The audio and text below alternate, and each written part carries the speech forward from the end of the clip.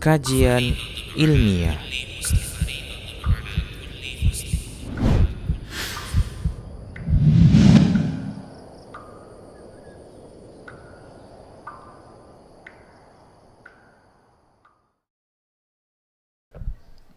Bismillahirrahmanirrahim. Assalamualaikum warahmatullahi wabarakatuh. Alhamdulillahi ala ihsanih wa syukru lahu ala taufiqihi wa amtinanih wa asyhadu an la ilaha illallah wahdahu la syarika lahu ta'ziman li sya'nih wa asyhadu anna Muhammadan abduhu wa rasuluhu ad-da'i ila ridwani. Allahumma salli alaihi wa ala alihi wa ashabi wa ikhwani. Hadirin dan hadirat yang dirahmati oleh Allah Subhanahu wa taala. Pada kesempatan yang berbahagia ini kita akan bersama-sama belajar tentang kandungan-kandungan yang bisa kita ambil dari surat Al-Hujurat. Surat Al-Hujurat. Surat Al-Hujurat ya adalah surat Madaniyah yang turun setelah Nabi berhijrah ke kota Madinah, dan dia turun sekitar tahun 9 Hijriyah, di tahun yang dikenal dengan Amul Wufud. Amul Wufud yaitu tahun di mana banyak kabilah-kabilah yang datang mendatangi Rasulullah sallallahu alaihi wasallam untuk mengenal lebih dekat tentang Islam. Ya. Oleh karenanya surat ini adalah surat Madaniyah, berbeda dengan surat Makkiyah. Kalau surat Makkiyah turun sebelum Nabi berhijrah. Para ulama sepakat seluruh ayat dari awal sampai akhir adalah ayat-ayat Madaniyah, kecuali satu ayat yang mereka perselisihkan, yaitu firman Allah Subhanahu wa taala, ya ayuhan nasu inna khalaqnakum min dzakarin wa untha wa ja'alnakum syu'uban wa qabaila lita'arafu ila akhir ayat. Ayat ini diperselisihkan apakah dia Madaniyah atau Makkiyah. Kenapa? Karena Allah buka firman-Nya dengan ya ayuhan nas, wahai manusia sekalian. Dan di antara ciri-ciri ayat Makkiyah, ayat-ayat yang turun di kota Makkah adalah dibuka dengan ya ayyuhan nas, ya ayyuhan nas. Adapun kalau ya ayyuhalladzina amanu, maksudnya adalah orang-orang beriman yang tinggal di kota Madinah. Nanti akan kita bahas jika pada waktunya apakah dia Makkiyah atau Madaniyah, namun yang benar dia juga Madaniyah. Kemudian surat Al-Hujurat ya. Surat Al-Hujurat namanya cuma satu. Sebagian surat namanya banyak. Ada yang sampai namanya 6, ada yang namanya 4, ada yang namanya 3. Dan di antara cara para ulama untuk menamakan satu surat adalah memilih lafal yang dia spesial, yang menunjukkan ciri khas surat tersebut yang mungkin tidak disebutkan di surat-surat yang lain. Contohnya Al-Hujurat. Innal ladzina yunadunaka min wara'il hujurati aktsaruhum la ya'qilun. Dalam ayat ini kata Allah, sungguhnya orang-orang yang menyuruh engkau wahai Muhammad di balik hujurat. Hujurat itu kamar-kamar Nabi sallallahu alaihi wasallam, rumah-rumah Nabi sallallahu alaihi wasallam. Aktsaruhum la ya'qilun, kebanyakan mereka tidak berakal. Apa makna hujurat? Jadi kita akan bahas makna al-hujurat. Kedengaran tidak? Kalau enggak saya tarikin ya. Enggak, kurang.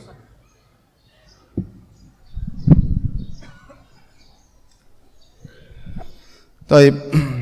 Al-Hujurat jamak dari al-hujrah ya. Al-Hujurat ini jamak plural ya, lafaz plural. Jamak dari al-hujrah. Al-hujrah.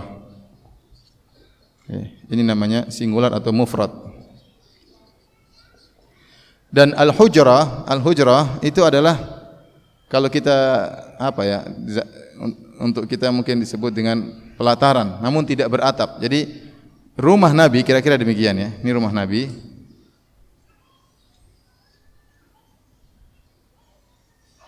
Ya.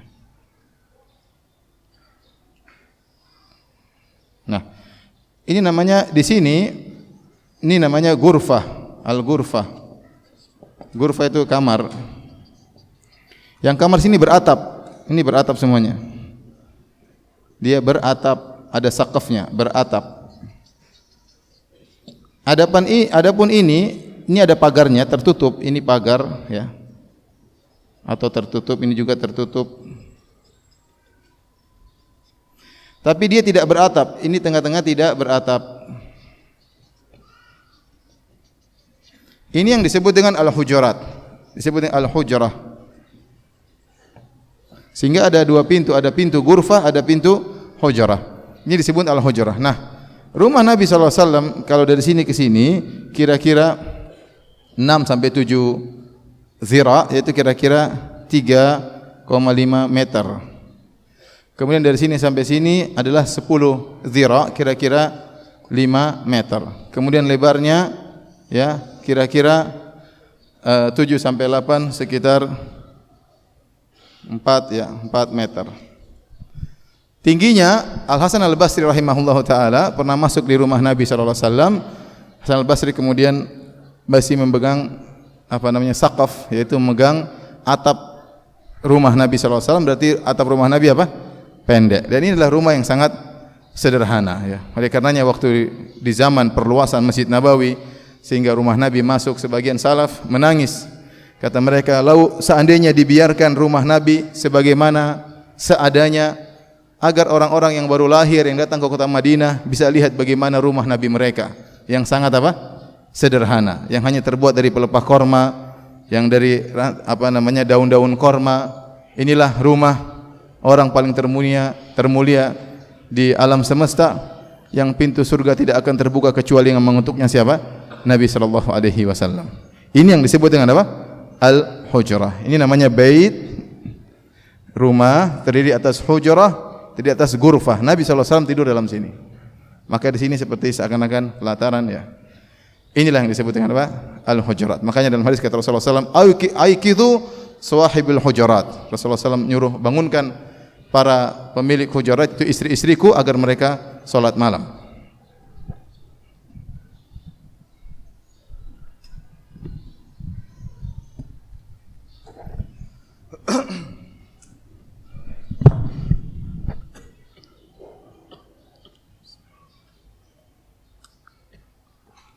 Santai ya, kita 2,5 jam ya, santai aja.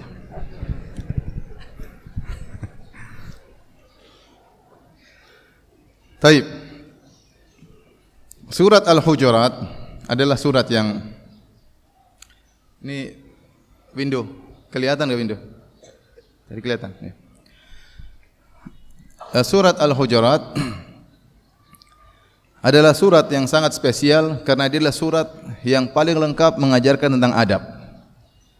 Yang paling lengkap mengajarkan tentang adab.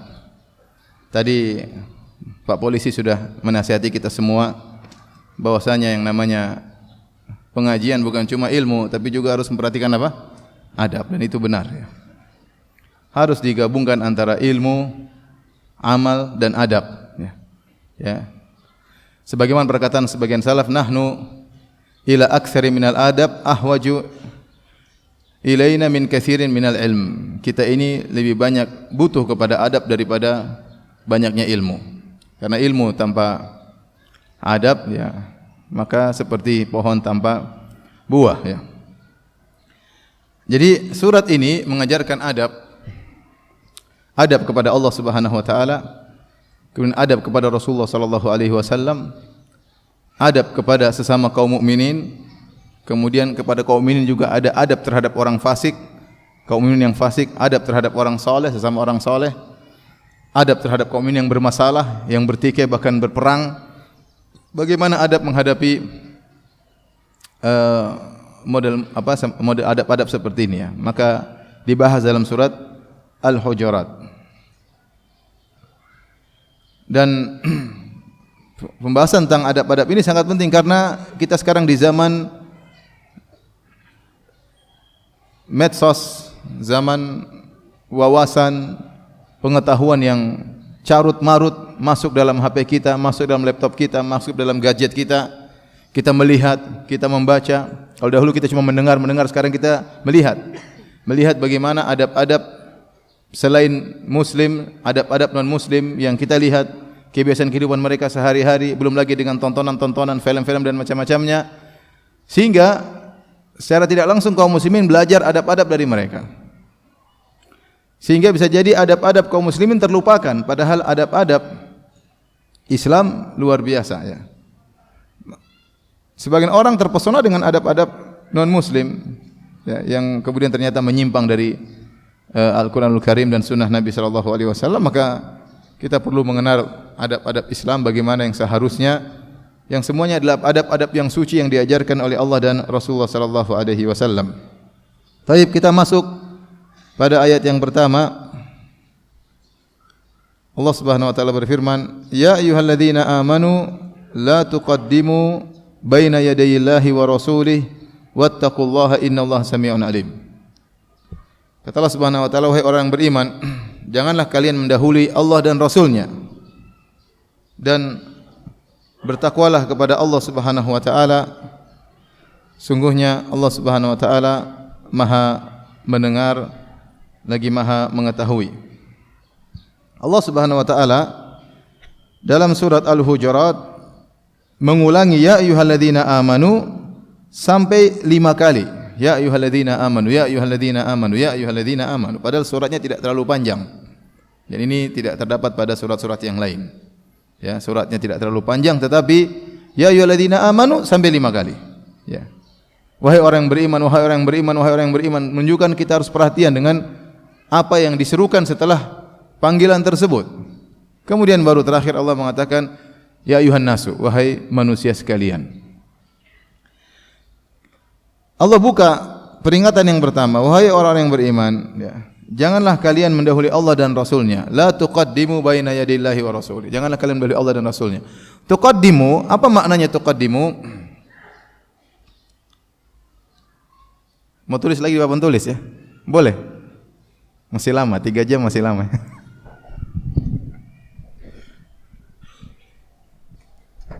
Ini sudah ya?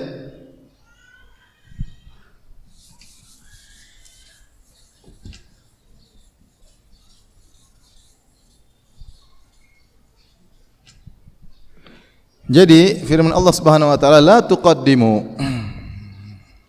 La tuqaddimu. Ini ada 2 qiraah. Qiraah pertama la tuqaddimu, qiraah yang kedua la taqaddamu. Adapun la taqaddamu maka dia adalah fi'il lazim. Fi'il lazim yaitu tidak butuh objek. Adapun la tuqaddimu dari qaddama yuqaddimu, maka ini ada 2 kemungkinan. Ada yang qaddama dia muta'addi, yaitu butuh objek. Ini mohon maaf yang tidak tahu bahasa Arab, mohon maaf ya. Ada yang qaddama lazim, tidak butuh objek. Maka para ahli tafsir berselisih tentang la tuqaddimu di sini adalah mutaaddi, butuh objek atau tidak butuh objek. Yang dirajihkan oleh Tahir bin Ashur bahwasanya qaddama di sini adalah lazim, tidak butuh objek, berbeda dengan Al-Alusi, beliau merajihkan bahwasanya qaddama di sini butuh objek. Tidak butuh objek seperti perkataan muqaddimah al-kitab. Kalau kita bilang muqaddimah kitab, berarti bagian depan kan? Bagian depan kan, kalau tulis buku muqaddimah dulu, baru apa kemudian apa? Isinya. Muqaddimah itu lazim. Tidak ada mendahulukan, tapi dia sudah terdahulukan. Dia terdahulukan di bagian buku, maka disebut muqaddimah. Seperti muqaddimatul jaish atau muqaddamul jaish, yaitu pasukan bagian depan. Ini lazim, pasukan bagian depan, tidak membutuhkan objek. Beda kalau muqaddama membutuhkan objek. Maka saya mengatakan qaddamtu asy-Syafi'i ala Ahmad. Misalnya saya mengatakan saya mendahulukan Imam Syafi'i daripada Imam Ahmad. Ada butuh objek. Saya mendahulukan siapa? Imam Syafi'i daripada Imam Ahmad misalnya, ya. Atau saya mengatakan qaddamtu al-Qarasi, ya. Misalnya ala tawilah, aku mengedepankan kursi daripada meja misalnya. Jadi ada objek, Misalnya saya mengatakan qaddamtu sufufa rijal ala sufufin nisa, aku mendahulukan saf lelaki daripada saf para wanita. Berarti dia butuh objek. Nah, bagaimana kalau qaddama di sini artinya butuh objek, dan bagaimana dengan kalau tidak butuh objek? Wallahu a'lam bishawab, yang lebih kuat adalah qaddama di sini adalah tidak butuh objek berdasarkan qiraah yang lain la taqaddamu. Mohon maaf yang tidak tahu bahasa Arab, sabar ya. Ini saya harus bahas ya. Kita masih 3 jam, santai aja. Jadi yang lebih rajih daripada dua pendapat ini adalah bahwasanya qaddama sini lazim, dia tidak butuh objek. Artinya, wahai orang beriman, janganlah kalian mendahului daripada Allah dan Rasulnya. Maksudnya apa jangan mendahului Allah dan Rasulnya? Yaitu jangan ngomong dahulu tentang syariat sebelum kalian melihat apa perkataan Allah atau perkataan apa? Rasulullah. La taqulu hatta yaqula. Jangan kau berkata, jangan kau berpendapat sampai kau lihat apa perkataan Allah dan perkataan Rasul dalam masalah ini. Jangan sok tahu tentang ilmu agama. Faham? Adapun kalau kita bawakan kepada makna qaddama yuqaddimu yang berarti fi'il muta'addi punya objek, maka artinya kata Al-Alusi, jangan kau mendahulukan, dan ini juga makna benar ya. Keduanya benar, tapi yang lebih benar yang ini. Jadi jangan kau mendahulukan pendapat siapapun di atas pendapat Allah dan Rasulnya. Kalau kita tahu Rasulullah SAW sudah ngomong demikian, jangan kau bilang tapi berkata Ustadz Fulan, tapi Syekh ini bilang gini, tapi Kiai ini bilang begini, hukumnya haram. Berarti kau mendahulukan orang lain di atas Rasulullah SAW. Kau mendahulukan orang lain di atas Al-Quranul Karim. Demikian juga jangan kau mendahulukan dirimu. Oh menurut saya Allah bilang begini, menurut saya begini. Rasulullah SAW begini, menurut saya begini. Ini di antara tafsiran kalau kita artikan qaddama artinya punya objek.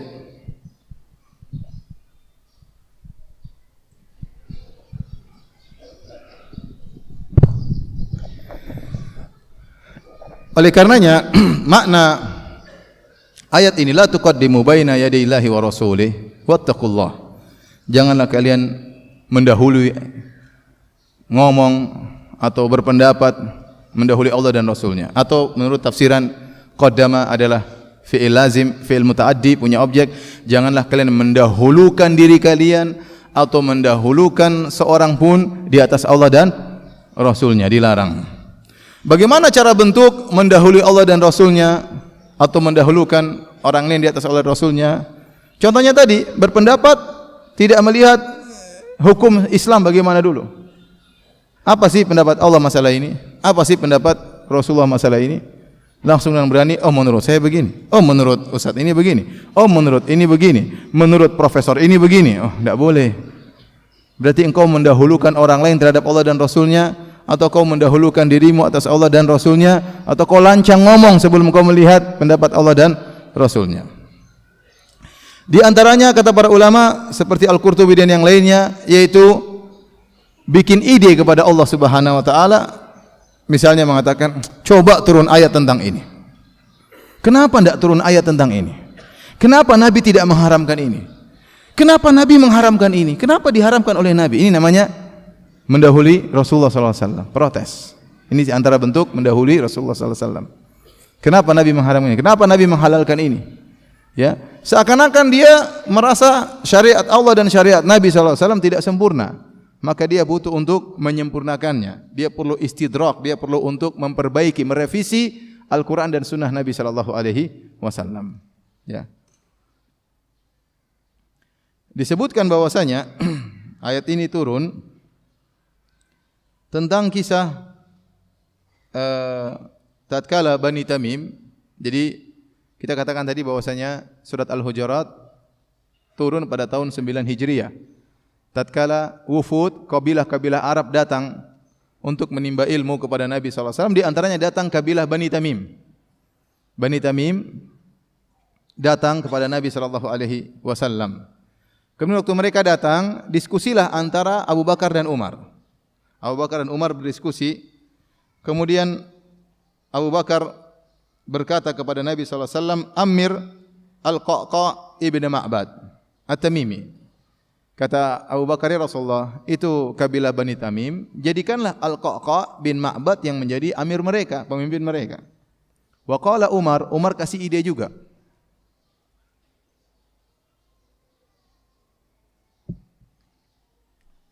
Kata Umar bin Khattab radhiyallahu ta'ala anhu, Amir Al-Aqra bin Habis, ya Rasulullah, jadikanlah Al-Aqra bin Habis yang jadi amir mereka. Maka Abu Bakar tersinggung karena Abu Bakar kasih ide. Kemudian Umar juga kasih ide. Abu Bakar berkata, ma arata illa khilafi. Ya Umar, kau ngomong begini tidak lain kecuali kau ingin menyelisihiku. Umar langsung membela diri. Ma aratu khilafaka. Aku tidak ingin menyelisihimu, hanya kasih ide saja. Fatama raya, maka mereka berdua berdebat. Hatta irtafa'at aswatuhuma, sampai suara keduanya keras di hadapan Nabi SAW. Maka turunlah surat Al-Hujurat. Ini di antara sebab-sebab. Banyak sebab-sebab turun surat Al-Hujurat. Setiap ayat ada sebabnya.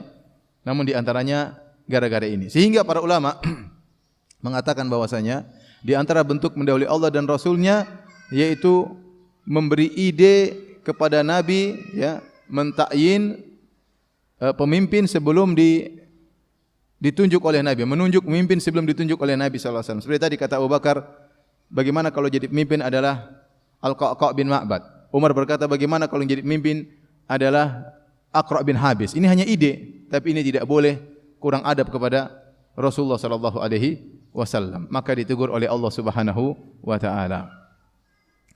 Dan ini juga isyarat bagi kita bahwasanya namanya sahabat dekat terkadang terjadi perselisihan dan itu wajar. Kita begitu tahu bagaimana kecintaan Abu Bakar terhadap Umar dan bagaimana kecintaan Umar terhadap Abu Bakar radhiyallahu taala anhuma. Dan terkadang terjadi perselisihan di antara mereka, ya. Buktinya seperti kisah ini. Sampai Abu Bakar berkata, ma arata ila khilafi. Wahai Umar, kau ngomong demikian tidaklah kecuali karena kau ingin menyelisih aku. Kata Umar, tidak, terjadi perselisihan.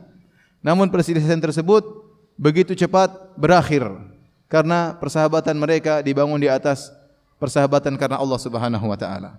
Oleh karenanya bukan berarti tatkala kita bersahabat dengan kawan kita tidak akan pernah terjadi perselisihan. Akan terjadi entah sekali entah dua kali, tetapi tatkala kita tahu bahwasanya kita bersahabat karena Allah, jangan mudah kemudian kita emosi, kemudian kita tinggalkan sahabat kita, kemudian kita yansal jamil, kita melupakan segala keindahan persahabatan yang terdahulu. Ini perlu saya ingatkan karena namanya kita bersahabat, terkadang ada perselisihan. Entah teman kita ngomong dia nyinggung tanpa dia sadari atau dia sadari, menyakiti hati kita, ya, maka kita boleh marah, kita boleh tegur, tapi jangan menjadikan itu awal keretakan perpisahan abadi antara kita dengan dia. Setelah selama ini kita bersahabat dengan persahabatan yang indah. Terutama ibu-ibu. Karena ibu-ibu sering begitu, ya. Bersahabat lama luar biasa, masalah sedikit gara-gara tersinggung langsung putus hubungan selama-lamanya. Ya, abadi. Ya, permusuhan abadi. Enggak boleh seperti itu. Kalau benar-benar persahabatan kita karena Allah, kalau ada kesalahan, boleh kita tegur, boleh kita marah, tapi bukan berarti kemudian habis itu kita berpisah, tidak bersahabat lagi. Lihat Abu Bakar dan Umar, bukan cuma kali ini mereka berselisih. Dalam hadis yang lain sampai Abu Bakar datang kepada Umar, Umar datang kepada Abu Bakar, Abu Bakar datang kepada Nabi, Umar datang kepada Nabi, ya, dalam hadis yang panjang. Tetapi intinya mereka beberapa kali berselisih, namun hati mereka begitu mudah kembali lagi karena persahabatan mereka karena Allah, bukan karena faktor duniawi. Ya. Taib.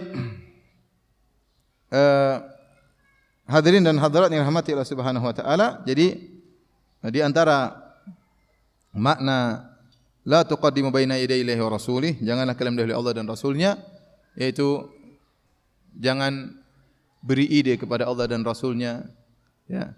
Jangan berbicara tentang syariat sebelum engkau mengecek apa perkataan Allah dan Rasulnya. Jangan lancang bicara tentang masalah agama, berarti tidak beradab kepada Allah dan Rasulnya. Di antara mana jangan mendahulukan perkataan seorang pun, ya, atas perkataan Rasulullah sallallahu alaihi wasallam. Ya, kata Imam Syafi'i, man istabanat lahu sunnah. Imam Syafi'i rahimahullah berkata, barang siapa yang sudah jelas baginya sunnah, maka haram bagi dia untuk meninggalkan sunnah tersebut gara-gara perkataan seorang pun. Tidak boleh. Makanya kata Nabi SAW, kata Imam Syafi'i, idza sahal haditsu fa huwa madhhabi. Kalau telah sah suatu hadis, itulah madhabku. Kalau kau melihat perkataanku menyelisih perkataan Rasulullah SAW, maka lemparkanlah perkataanku. Ya, apa kata Imam Malik rahimahullah ta'ala? Kullun yu'khadhu min qawli wa yurad ila sahibah hadzal qabr. Seluruh orang perkataannya boleh diambil, boleh dibuang, kecuali perkataan Rasulullah SAW. Haram seorang pun mendahulukan perkataan orang lain, perkataan imam sebesar apapun imam tersebut, apalagi hanya pendapat dia sendiri, mendahulukan pendapat tersebut daripada pendapat Rasulullah SAW. Allah berfirman, wattaqullah, bertakwalah kepada Allah. Bertakwalah kepada Allah Subhanahu wa taala. Innallaha sami'un alim, sungguhnya Allah Maha mendengar lagi Maha mengetahui. Baik. Kita lanjutkan. Ayat pertama setengah jam ya. Masih ada 17 ayat lagi. InsyaAllah yang lain enggak panjang. Baik, kita lanjutkan. Di sini ada sedikit permasalahan akidah, yaitu innallaha sami'un alim. Allah menggabungkan antara sami' dengan alim. Bahwasanya sami' adalah sifat mendengar, alim sifat artinya mengetahui. Dua-duanya sifat Allah. Allah namanya As-Sami', Allah namanya Al-Alim. Makanya orang boleh menamakan anaknya Abdus Sami'. Saya punya kawan namanya Abdus Sami'. Itu hamba yang maha mendengar. Dan seorang boleh menamakan anaknya Abdul Alim. Hamba Allah yang maha apa? Mengetahui. Allah membedakan antara sifat as-sama' dan ilm. Mendengar beda, ilmu beda. Dan ini menyelisihi pendapat akidah Asy'ariyah yang menafsirkan sama dengan ilmu. Mereka mengatakan sama mendengar maksudnya al-ilmu bil masmu'at, yaitu mengetahui tentang perkara-perkara yang terdengar. Bukan mendengar, tetapi as-sama' artinya mengetahui perkara-perkara yang terdengar. Sama mereka menafsirkan al-basar, melihat maksudnya al-ilmu bil mubsarat, mengetahui tentang perkara-perkara yang terlihat. Dan ini adalah takwil yang batil, seakan-akan menyatakan bahwasanya sifat sama adalah bagian daripada sifat ilmu, padahal Allah membedakan antara sifat sama mendengar dengan sifat apa? Ilmu. Ini saya bahas panjang lebar, saya tidak akan ulangi lagi dalam Syarah Al-Aqidah Wasithiyah. Antum bisa nonton di YouTube Syarah Aqidah Wasithiyah bagian ke-9. Baik. Kemudian Allah Subhanahu wa taala berfirman, Ya ayyuhalladzina amanu la tarfa'u aswatakum. Wahai orang yang beriman, adab berikutnya. Ya. Sebelumnya di ayat pertama Allah mengatakan, La tuqaddimu baina yadayillahi wa rasulih. Janganlah kalian mendahului Allah dan Rasulnya. Padahal sababun nuzul, padahal sebab turunnya ayat ini berkaitan dengan adab kepada Nabi, bukan kepada Allah. Kisahnya kan tadi antara Abu Bakar dan Umar. Berkaitan di hadapan Nabi atau di hadapan Allah? Di hadapan Nabi SAW. Artinya mereka salah adab, ya, kesalahan yang ditegur oleh Allah berkaitan dengan Nabi SAW. Namun kenapa Allah memasukkan kata Allah di sini? La tuqaddimu baina yadayillah wa rasulih. Janganlah kalian mendahului Allah dan Rasulnya. Para ulama mengatakan karena ini dalam rangka mengagungkan Nabi SAW. Meskipun kesalahan yang terjadi berkaitan dengan hak Nabi SAW, tetapi karena Nabi Muhammad adalah utusan Allah Subhanahu Wa Taala, maka seakan-akan engkau tidak beradab juga kepada Allah Subhanahu Wa Taala. Ya, paham? Nabi agung, bukan manusia biasa. Anda menyelisih Nabi, Anda menyelisih Allah Subhanahu Wa Taala. Wa may yuti'ir rasula faqad ata Allah. Barang siapa taat kepada Rasul, maka dia telah taat kepada Rabbul Alamin, kepada Allah Subhanahu Wa Taala. Jangan dianggap sembarang Nabi sallallahu alaihi wasallam. Anda tidak beradab kepada Nabi, sama Anda tidak beradab kepada Allah Subhanahu Wa Taala. Makanya Allah mengatakan la tuqaddimu baina yadayillahi wa rasulih. Jangan kalian mendahulukan diri kalian daripada Allah dan Rasulnya, padahal pembahasan masalah Nabi. Dan ini juga kata para ulama dalam buku tafsir, dalil bahwasanya Anda tidak akan bisa mengetahui, ya, bagaimana beribadah kepada Allah yang benar kecuali dengan jalan siapa? Nabi sallallahu alaihi wasallam. Dengan penjelasan Nabi sallallahu alaihi wasallam. Tapi kita lanjutkan ayat berikutnya lagi, ya ayyuhalladzina amanu la tarfa'u aswatakum fawqa sautin nabi. Wahai orang yang beriman, janganlah kalian mengangkat suara kalian di atas suara Nabi sallallahu alaihi wasallam. Wala tajharu lahu bil qawli ka jahri ba'dhikum li ba'dhin. Dan janganlah kalian mengeraskan suara kalian sebagaimana kalian berbicara satu dengan yang lainnya. Suara keras enggak ada masalah. Tetapi kepada Nabi tidak boleh kalian mengeraskan suara, kalian tidak boleh mengangkat suara. Apa sebabnya? Antah batu amalukum wa antum la tash'urun. Bisa jadi amal kalian gugur dalam kondisi kalian tidak sadar. Bisa jadi amal kalian gugur dalam kondisi kalian tidak sadar. Ini juga berkaitan dengan hadis yang tadi. Tatkala Abu Bakar dan Umar berdiskusi, fatamaroya, mereka pun berdebat, hatta tartafi aswatuhuma, sampai akhirnya suara mereka meninggi. Allah tegur, jangan angkat suara kalian di hadapan Rasulullah sallallahu alaihi wasallam. Mereka tidak bermaksud untuk mencela Nabi, mereka sedang bermaksud untuk mendukung Nabi sallallahu alaihi wasallam. Tetapi mendukung Nabi harus ada adabnya. Ya. Dengan tidak boleh mengangkat suara kalian. Ya. Waktu turun ayat ini ada seorang sahabat namanya Thabit bin Qais bin Syammas al-Khazraji. Seorang sahabat yang mulia, ya. Yang dia jahuri saut, suaranya keras. Namun telinganya agak kurang mendengar dengan baik. Dan biasanya kalau orang pendengarannya agak terganggu, dia ngomongnya keras. Dia ngomongnya keras. Ya. Karena seakan-akan orang yang lain juga pendengarannya terganggu. Dan itu kebiasaan orang-orang pendengaran terganggu, dia ngomong agak keras. Padahal kalau dia ngomong pelan, orang sudah dengar. Tapi mungkin dia sendiri kurang mendengar suara dia, maka dia keraskan suaranya karena pendengarannya agak terganggu. Waktu turun ayat ini, dia menyangka ayat tersebut turun kepada dia, maka dia enggak keluar rumah sama sekali. Dia takut. Ini dalam Sahih Bukhari. Maka Nabi SAW cari-cari di mana Thabit bin Qais bin Syammas kok tidak kelihatan. Dicari-cari tidak pernah muncul di masjid. Ternyata dia mengunci dirinya di rumahnya. Waktu dipanggil, dia katakan bahwasanya saya takut ayat tersebut turun kepada saya, maka gugurlah seluruh amalanku. Maka Nabi kirim sahabat kasih tahu bahwasanya Thabit bin Qais bukan penghuni neraka jahanam, tapi dia penghuni apa?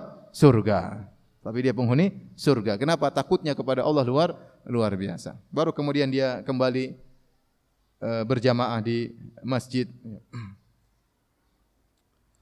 Taib, apa maknanya? Antahbata amalukum wa antum la tash'urun.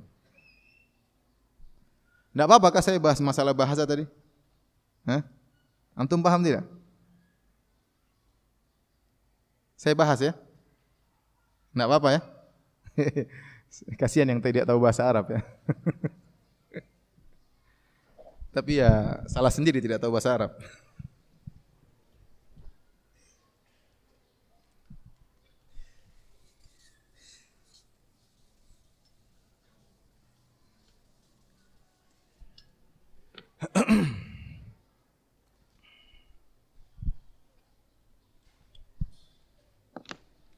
Jadi Allah berfirman, janganlah kalian mengangkat suara kalian, antahbata a'malukum. Antahbata a'malukum. Yang artinya akan gugur amalan kalian. Amalan kalian. Hukum asalnya a'malukum di sini, hukum asalnya jama' mudhaf itu memberikan faedah keumuman. Keumuman. Artinya seluruh amalan kalian gugur. Kalau kalian mengangkat suara. Dan kita tahu bahwasanya dalam akidah Ahlussunnah wal Jamaah tidak ada yang bisa menggugurkan amalan seluruhnya kecuali kekufuran. Kecuali apa? Kekufuran. Kekufuran. Bahwasanya hanya kekufuranlah yang bisa menggugurkan seluruh amal. Maka seakan-akan mengangkat suara itu merupakan kekufuran. Seakan-akan demikian. Tetapi dijelaskan oleh para ulama, Allah mengatakan antahbata amalukum, ya. Ada takdirnya, ada li antahbata amalukum, ada namanya lam di sini. Li antahbata amalukum. Nah, li di sini dan ini dalam bahasa Arab diketahui, ada takdir sebelum an, ada namanya la. Li antahbata amalukum. Lam di sini maksudnya apa? Lam di sini maksudnya lam as-sayrurah. Bukan lamu ta'lil, bukan lamu ta'lil. Bedanya apa antara lamu ta'lil dengan lamul as-sayrurah? Maksudnya kesudahan. Ini maksudnya apa? Kesudahan. Sama seperti firman Allah Subhanahu wa taala dalam surat Al-Qasas. Kata Allah Subhanahu wa taala tentang Nabi Musa yang dilepaskan di Sungai Nil. Perhatikan di sini. Kata Allah Subhanahu wa taala, "Faltaqatahu alu fir'auna liyakuna lahum aduwan wa hazana." Kata Allah, maka si kecil Musa pun diambil oleh keluarga Fir'aun. Liyakuna, sehingga di situ sehingga Musa pun menjadi musuh mereka dan mendatangkan kesedihan bagi mereka di kemudian hari. Bukan lamu ta'lil, bukan atau lamu kai bahwasanya mereka memelihara Nabi Musa untuk menghancurkan istana Fir'aun, tidak. Mereka tidak tahu, mereka maksudnya mengambil Musa sebagai anak untuk menghibur diri mereka. Mereka tidak tahu ternyata Musa ini di kemudian hari akan menjatuhkan kerajaan Fir'aun. Faham? Berarti kesudahan Nabi Musa setelah dewasa akan menjatuhkan kerajaan apa? Fir'aun. Faham? Itu namanya lam as-sayrurah. Sama seperti ini. Kalau kalian mengangkat suara kalian, nanti penghujungnya kalian bisa gugur amalan kalian. Kenapa? Para ulama menjelaskan, Tahir bin Ashur, Al-Alusi dan yang lainnya. Karena kalau orang sudah tidak beradab kepada Nabi SAW, akhirnya dia menggampangkan. Mulai dia angkat suara, mulai dia ngomong keras di hadapan Nabi, mulai meremehkan Nabi, mulai membantah Nabi, dan akhirnya dia bisa jadi, jangan-jangan Nabi juga salah, saya juga bisa mengkritik Nabi, dia kafir akhirnya. Wa antum la tash'urun, dan kalian dalam kondisi tidak sadar. Dan betapa banyak orang seperti itu tergiring sedikit demi sedikit berkaitan dengan adab kepada Nabi, akhirnya dia berani mencela Nabi, dia berani merendahkan Nabi SAW tanpa dia sadari. Maka beradab kepada Nabi SAW dari awal. Kalian kalau sudah beradab sejak awal, kalian tidak akan terjerumus ke sana, kepada kekufuran. Tapi kalau kalian tidak beradab, berani mengangkat suara, berani mengeraskan suara di hadapan Nabi SAW, meremehkan Nabi SAW, akhirnya lama-lama berani meremehkan perkataannya, lama-lama berani meremehkan syariatnya, lama-lama mencela syariatnya. Dan itu yang terjadi. Antum lihat sekarang orang-orang liberal, syariat Islam itu kayak main-main bagi mereka. Bagi mereka syariat Islam main-main. Apa kata salah seorang di antara mereka? Ya. Syariat Muhammad SAW itu hanya cocok 1400 tahun yang lalu. Sesuai dengan hadis-hadis Nabi Muhammad SAW menterjemahkan Al-Quran dengan hadis-hadisnya yang cocok untuk bangsa Arab 1400 tahun yang lalu. Nah, kalau zaman sekarang jangan ente bawa tafsiran zaman dulu kepada zaman sekarang. Kita punya Islam namanya Islam progresif, Islam yang berkembang. Ini perkataan mereka. Ya. Mungkin kalau kita orang dulu baca surat ini kayaknya enggak terbayang. Kita lihat sekarang depan mata kita. Orang-orang mencela Nabi dengan gampangnya, merendahkan Nabi SAW tanpa ada penghormatan sama sekali. Hadis-hadisnya ditolak, hadis-hadisnya dibantah, dikatakan tidak masuk akal. Lebih percaya kepada dokter kafir daripada perkataan Muhammad. Luar biasa. Ini syariat Muhammad hanya berlaku 1400 tahun yang lalu, sekarang hendaknya dirubah. Kita yang berhak menafsirkan. Kita berijtihad untuk menimbulkan tafsiran baru yang cocok relevan dengan zaman kita. Ini kekufuran. Kurang ajar orang seperti ini. Dan ini ada di zaman kita, dari bangsa kita, dari tanah air kita. Sangat menyedihkan. Oleh karenanya, Nabi bukan sembarang orang. Nabi adalah utusan Allah, Rabbul Alamin, yang menciptakan alam semesta ini. Yang menciptakan saya dan antum, yang memberikan kehidupan, yang memberikan rizki, yang menjaga negeri ini. Allah Subhanahu wa taala punya utusan namanya Muhammad bin Abdullah Al-Hashimi Al-Qurashi sallallahu alaihi wasallam. Jangan macam-macam dengan Nabi Muhammad sallallahu alaihi wasallam. Beradablah kepada Nabi sallallahu alaihi wasallam. Bahkan berbicara tidak boleh mengangkat suara, tidak boleh keras. Lihat Abu Bakar dan Umar berbicara bukan dalam rangka mencela Nabi, bukan, dalam rangka untuk mendukung Nabi agar tidak merepotkan Nabi. Mereka kasih ide, ya Rasulullah, bagaimana kalau yang jadi pemimpin si fulan, bagaimana kalau si fulan. Itu pun tatkala suara mereka tinggi ditegur oleh Allah Subhanahu wa taala. Apalagi kemudian bicara membantah hadis Nabi dengan suara yang lantang, dengan keberanian. Waliyadzubillah. Oleh karenanya hadirin dan hadirat Allah Subhanahu wa taala, ya, seorang harus beradab kepada Rasulullah sallallahu alaihi wasallam, ya. Tidak boleh mengangkat suaranya di hadapan Rasulullah sallallahu alaihi wasallam, karena Rasulullah sallallahu bukan orang sembarangan. Dia adalah utusan pencipta alam semesta ini, yaitu utusan Allah Subhanahu wa taala. Para ulama mengambil pelajaran dari kisah ini. Jadi subhanallah, setelah turun ayat ini, Umar kalau bicara dengan Nabi SAW ke akhis sirar, maksudnya apa? Seakan-akan bicara rahasia dengan Nabi. Kalau datang kepada Nabi, dia ngomongnya pelan. Ya Rasulullah, ngomongnya pelan banget. Sampai Rasulullah yastafhimahu. Rasulullah SAW, maksudnya apa Umar?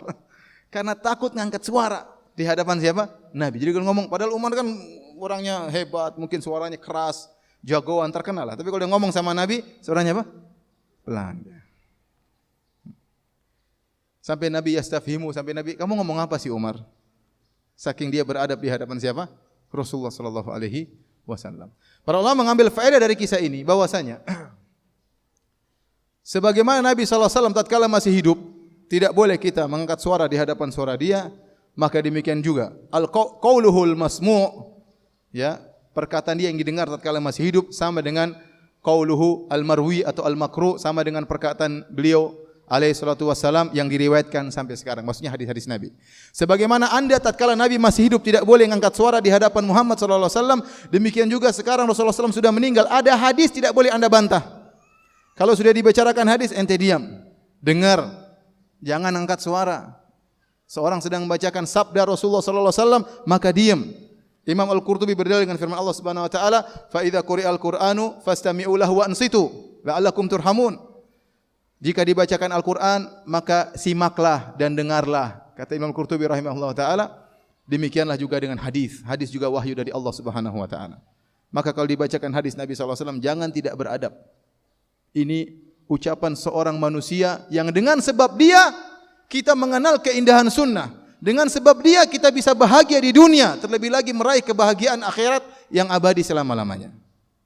Kemudian dia berbicara, kita cuekin, tidak kita dengarkan, kita sibuk ngomong sendiri, bahkan kita komentari perkataan Rasulullah sallallahu alaihi wasallam, bahkan kita bantah hadis Nabi sallallahu alaihi wasallam.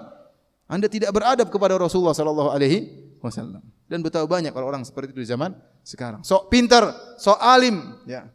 Mentang-mentang dia profesor, mentang-mentang dia dokter, kemudian dengan mudahnya dia tolak hadis Nabi sallallahu alaihi wasallam.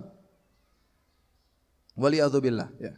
Mana adab dia kepada Rasulullah sallallahu alaihi wasallam? Apa dia tidak merasa Rasulullah sallallahu alaihi wasallam punya jasa besar terhadap dirinya? Makanya Nabi sallallahu alaihi wasallam bersabda, "La yu'minu ahadukum hatta akuna ahabba ilaihi min waladihi wa walidihi wa nasi ajmain." Tidak beriman seseorang sampai aku lebih dia cintai daripada orang tuanya, daripada anaknya, daripada dirinya sendiri, daripada seluruh manusia. Aku yang harus paling dia cintai. Kata para ulama, kenapa? Karena jasa Muhammad bin Abdullah sallallahu alaihi wasallam lebih besar daripada jasa semua manusia. Daripada ayah kita, daripada ibu kita. Ayah dan ibu kita jasanya besar terhadap kita, tapi Muhammad sallallahu alaihi wasallam jasanya lebih besar. Dengan mempelajari hadis-hadisnya, dengan perjuangannya kita mengenal Islam, kita bisa bahagia.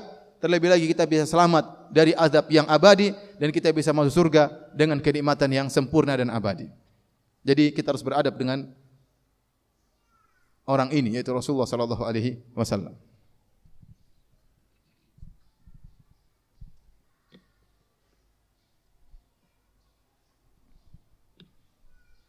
Ini habis duhur, boleh dilanjutkan?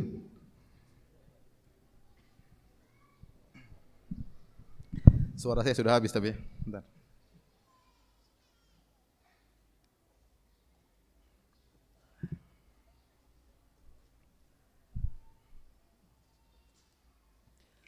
Baik, hadirin dan hadirat yang dirahmati Allah Subhanahu wa taala. Kita lanjutkan ya. Ayat berikutnya. Allah Subhanahu wa taala berfirman, "Innal ladzina yaghudduna aswatahum 'inda Rasulillahi ulaika alladzina imtahana Allahu qulubahum littaqwa."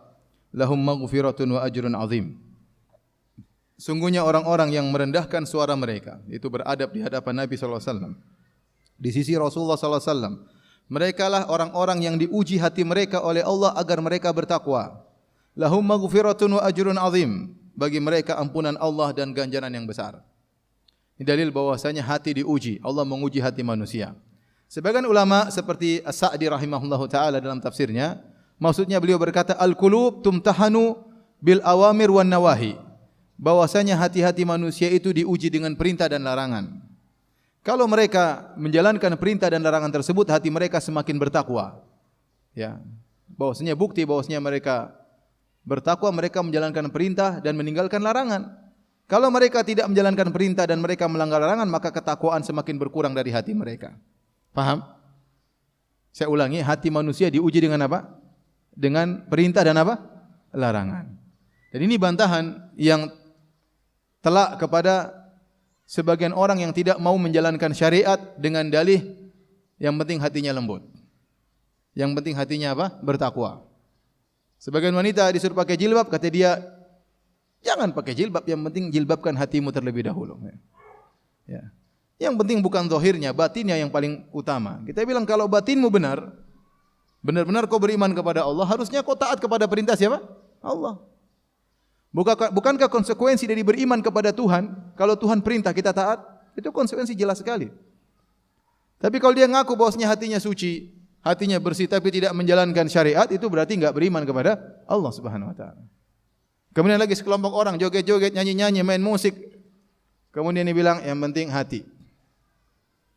Jangan lihat dari joget-jogetnya. Jangan lihat dari musik-musiknya. Ya. Kita bilang enggak, Allah memerintah. Nabi memerintah, Nabi melarang. Kalau anda beriman kepada Allah, ada buktinya. Hati anda diuji. Benarkah anda beriman kepada Allah? Kalau anda beriman kepada Allah, harusnya perintahnya dikerjakan, larangannya ditinggalkan. Paham ini maksudnya? Ini tafsiran. Tafsiran yang lain disebut oleh Ibnu Katsir rahimahullahu taala. Ulaika alladzina imtahana Allahu qulubahum. Mereka itulah orang-orang yang diuji hati mereka.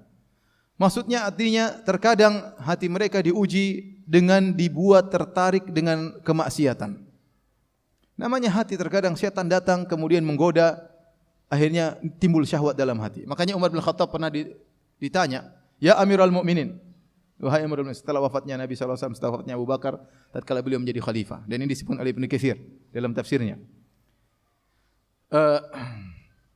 Mana yang lebih afdal? Ayyuma afdal? Rajulun la yashtahi al-ma'siyah wa la ya'mal biha, am rajulun yashtahi al-ma'siyah wa la ya'mal biha? Mana yang lebih afdal? Seorang lelaki yang tidak berhasrat untuk bermaksiat, tentu dia tidak mengamalkan maksiat tersebut, ataukah seorang lelaki yang hatinya berhasrat untuk bermaksiat kemudian ditinggalkan? Yang pertama, tidak terbetik dalam dirinya untuk bermaksiat dan dia orang soleh. Yang kedua, yang terbetik dalam hatinya untuk bermaksiat. Ingin melakukan inilah, ingin melihat inilah, ingin berzina lah, ingin menggoda wanita inilah, ingin melakukan yang haram, ya. Tapi dia meninggalkannya. Mana lebih afdal? Kata Umar, adalah yang kedua. Mereka alladzina yashtahunal ma'asi wa lam ya'malu biha, orang-orang yang berhasrat melakukan maksiat namun dia meninggalkannya karena Allah, dia tidak melakukannya. Kata Umar, ulaika alladzina imtahanallahu qulubahum litaqwa. Mereka itulah orang-orang yang hati mereka sedang diuji oleh Allah untuk meninggikan ketakwaan mereka. Lalu saya ingatkan kepada para jomblo, ya, yang menyedihkan kondisi mereka.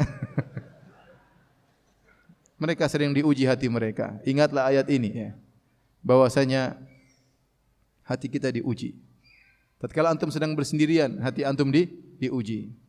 Antum sedang berhasrat, ingin melihat ini, ingin melihat anu, ingin menonton anu, ingin melakukan ini, melakukan anu, maka ingatlah, ya, ulaika alladzina imtahana Allahu qulubahum litaqwa. Mereka adalah orang-orang diuji hati mereka untuk menambah ketakwaan. Lahum maghfiratun wa ajrun azim. Bagi mereka ampunan Allah dan ganjaran yang besar. Ya. Makanya Allah mengatakan innal ladzina yakhshawna rabbahum bil ghaibi lahum maghfiratun wa ajrun kabir. Sungguhnya orang-orang yang takut kepada Allah tatkala mereka sedang bersendirian, ya, bagi mereka ampunan Allah dan ganjaran yang besar. Taib. Setelah itu Allah menyebutkan pada ayat yang keempat di antara sebab turun surat Al-Hujurat tentang orang-orang Bani Tamim. Orang-orang Bani Tamim, waktu mereka datang pada tahun 9 Hijriah di Amul Wufud, maka mereka tidak beradab kepada Rasulullah SAW. Mereka panggil, "Ya Muhammad, ukhruj ilaina." Mereka teriak. Nabi masih dalam rumah. Mungkin siang hari Nabi beristirahat. Maka mereka pergi ke rumah-rumah Nabi. Ada yang mengatakan mereka menggitari rumah Nabi. "Ya Muhammad, keluar sini, ketemu kami. Ya Muhammad, keluar sini, ketemu kami." Dan ini sangat tidak beradab. Mereka tidak mengatakan, "Ya Rasulullah, Ya Nabi Allah." Mereka sebut nama, "Ya Muhammad, keluarlah." Saya aja kalau ada orang ke rumah saya, Firanda, Firanda keluar. Waduh, rasanya gimana gitu. Langsung saya keluar, bawa golok. Ya akhi, masa saya kan ustaz, panggil lah yang sopan dikit. Ini saya baru Firanda, bagaimana Muhammad sallallahu alaihi wasallam kemudian panggil, "Ya Muhammad, ukhruj ilaina." Ukhruj ilaina dengan suara keras panggil nama Muhammad. Abu Bakar aja, "Ya Rasulullah," ngomongnya pelan-pelan. Umar aja ngomong pelan sampai ditanya, "Kamu ngomong apa sih Umar?" Karena saking hormatnya kepada Nabi. Ini tiba-tiba ada orang Arab Badui, "Ya Muhammad, ukhruj ilaina." Wahai Muhammad, keluar ketemu kami. Rasulullah mungkin lagi istirahat dalam kamar, dalam rumahnya. Allah turunkan ayatnya.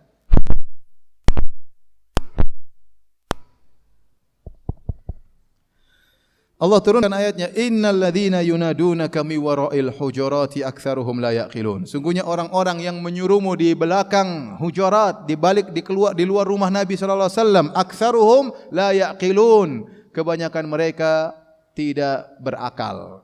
Ini ayat penting sekali, perhatikan. Berapa faedah yang bisa kita ambil dari ayat ini? Disebutkan orang yang berteriak, "Ya Muhammad," itu adalah pemimpin mereka namanya Al-Aqra bin Habis At-Tamimi. Al-Aqra bin Habis At-Tamimi dari Bani Tamim. Dia mengatakan, "Ya Muhammad, ukhruj ilaina." Setelah itu dia sesumbar, dia berkata, "Fa inna madhana zainun wa dhammana syainun." Mereka 70 orang, tapi yang ngomong satu orang aja. Dia mengatakan, "Wahai Muhammad, keluarlah kepada kami. Sesungguhnya pujian kami terhadapmu adalah kebaikan dan cercaan kami adalah keburukan." Dia menganggap Muhammad seperti raja-raja yang lain, seperti kepala-kepala suku yang lain. Kalau kita datang, kita puji-puji dia, akhirnya pujian kita akan tersohor. Si raja dipuji oleh Bani Tamim, maka dia semakin tinggi derajatnya. Si raja dicela oleh Bani Tamim, maka jatuhlah derajatnya. Dia menganggap Muhammad seperti yang lainnya. Maka dia mengatakan, "Fa inna madhana zainun wa dhammana syainun." Sungguhnya kalau kami sudah memuji, maka itu baik bagimu. Kalau kami sudah mencela, maka itu buruk bagimu. Apa jawaban Rasulullah SAW? "Dzakallah." Yang begitu cuma Allah Subhanahu wa taala. Jawaban ini antum harus ingat. Orang satu dunia cela antum tidak akan pengaruh, enggak ada masalah. Antum kalau terpuji tetap terpuji. Semua orang puji antum, hadir di hadapan antum ribuan orang, 1 juta orang puji antum, enggak ada pengaruhnya di hadapan Allah. Enggak ada pengaruhnya. Karena yang pujiannya berpengaruh cuma Allah Subhanahu wa taala. Yang celaannya berpengaruh cuma siapa? Allah Subhanahu wa taala. Maka Nabi bantah mereka, Nabi berkata, "Dzakallah." Yang seperti itu hanyalah siapa? Allah Subhanahu wa taala. Ini kalimat yang agung yang harus kita simpan dalam hati kita agar kita bisa ikhlas dalam menjalankan segala kegiatan kita. Kita tidak mencari pujian manusia. Percuma mereka puji-puji kita sementara kita di neraka jahanam. Percuma. Biarkan mereka mencela kita, yang penting kita mulia menjalankan syariat Allah Subhanahu wa taala. Baik. Perhatikan di sini. Riwayat yang sahih menunjukkan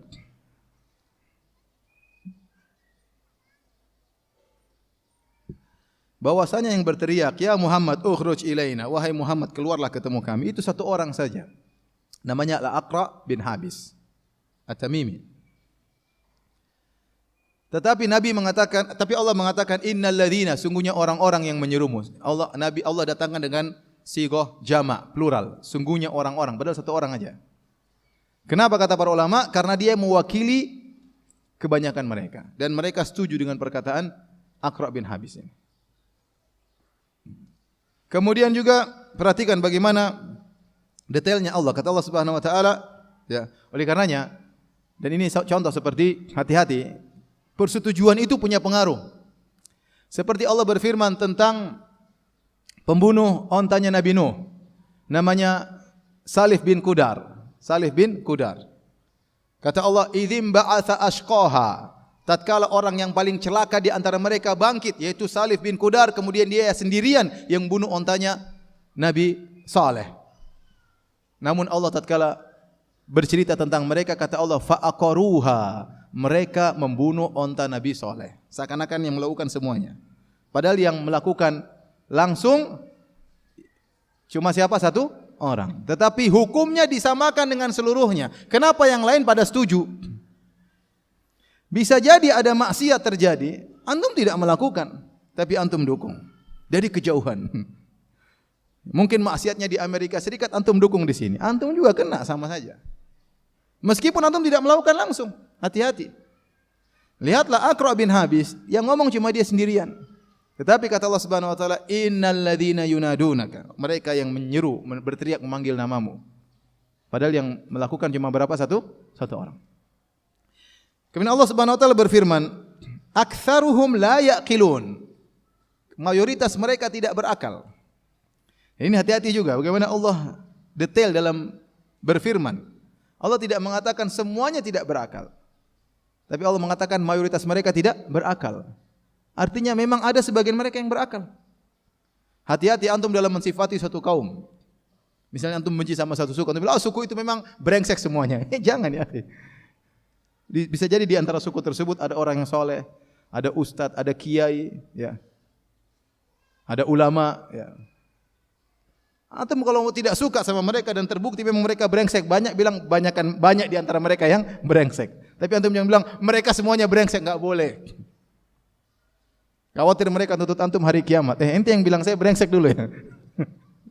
Jadi Allah mengatakan aktsaruhum la yaqilun, kebanyakan mereka tidak apa? Tidak berakal. Artinya di antara mereka ada yang berakal. Kemudian faedah berikutnya, kata As-Sa'di rahimahullah, bahwasanya mereka ini tidak beradab, dan adab menunjukkan kadar akal seseorang. Karena Allah kaitkan antara tidak beradab dengan tidak berakal. Ya atau tidak? Allah mengatakan mereka ini yang tidak beradab manggil nama Muhammad, la yaqilun, mereka tidak berakal. Berarti ada hubungan keterikatan yang sangat kuat antara adab dan akal. Maka adab menunjukkan kapasitas kadar akal seseorang. Kalau antum ingin tahu akal seseorang, lihatlah bagaimana statusnya, bagaimana komentarnya, bagaimana omongannya di medsos. Itulah akal dia. Adab dia dalam berstatus, adab dia dalam berkomentar, adab dia tatkala dalam perdebatan, itulah akalnya. Terkadang menyedihkan kita lihat ada orang derajatnya punya gelar tapi adab tidak ada. Berarti akalnya kerdil. Akalnya apa? Kerdil. Maka jangan sampai antum membongkar kegoblokan antum dalam adab antum. Antum komentar saya itu, oh si fulan memang bahlul. Lihat cara dia berkomentar. Goblok. Jangan ya, sudah inti harus belajar adab. Karena akal yang benar bisa mengatur orang dalam beradab. Dia bisa, meskipun mungkin IQ-nya tinggi, bisa jadi akal lain lagi. IQ-nya tinggi tapi dia tidak berakal. Akalnya tidak bisa mengontrol dia, sehingga tidak beradab.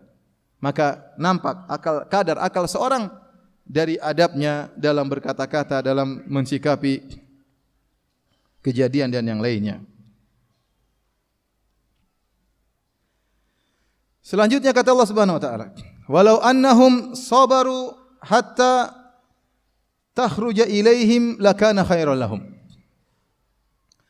Seandainya mereka bersabar, yaitu Bani Tamim, Aqra' bin Habis, hatta takhruja ilaihim, tidak usah dipanggil-panggil, ya Muhammad keluar, ya Muhammad keluar. Seandainya mereka bersabar sampai engkau keluar wahai Muhammad, lakana khairan lahum, tentu lebih baik bagi mereka.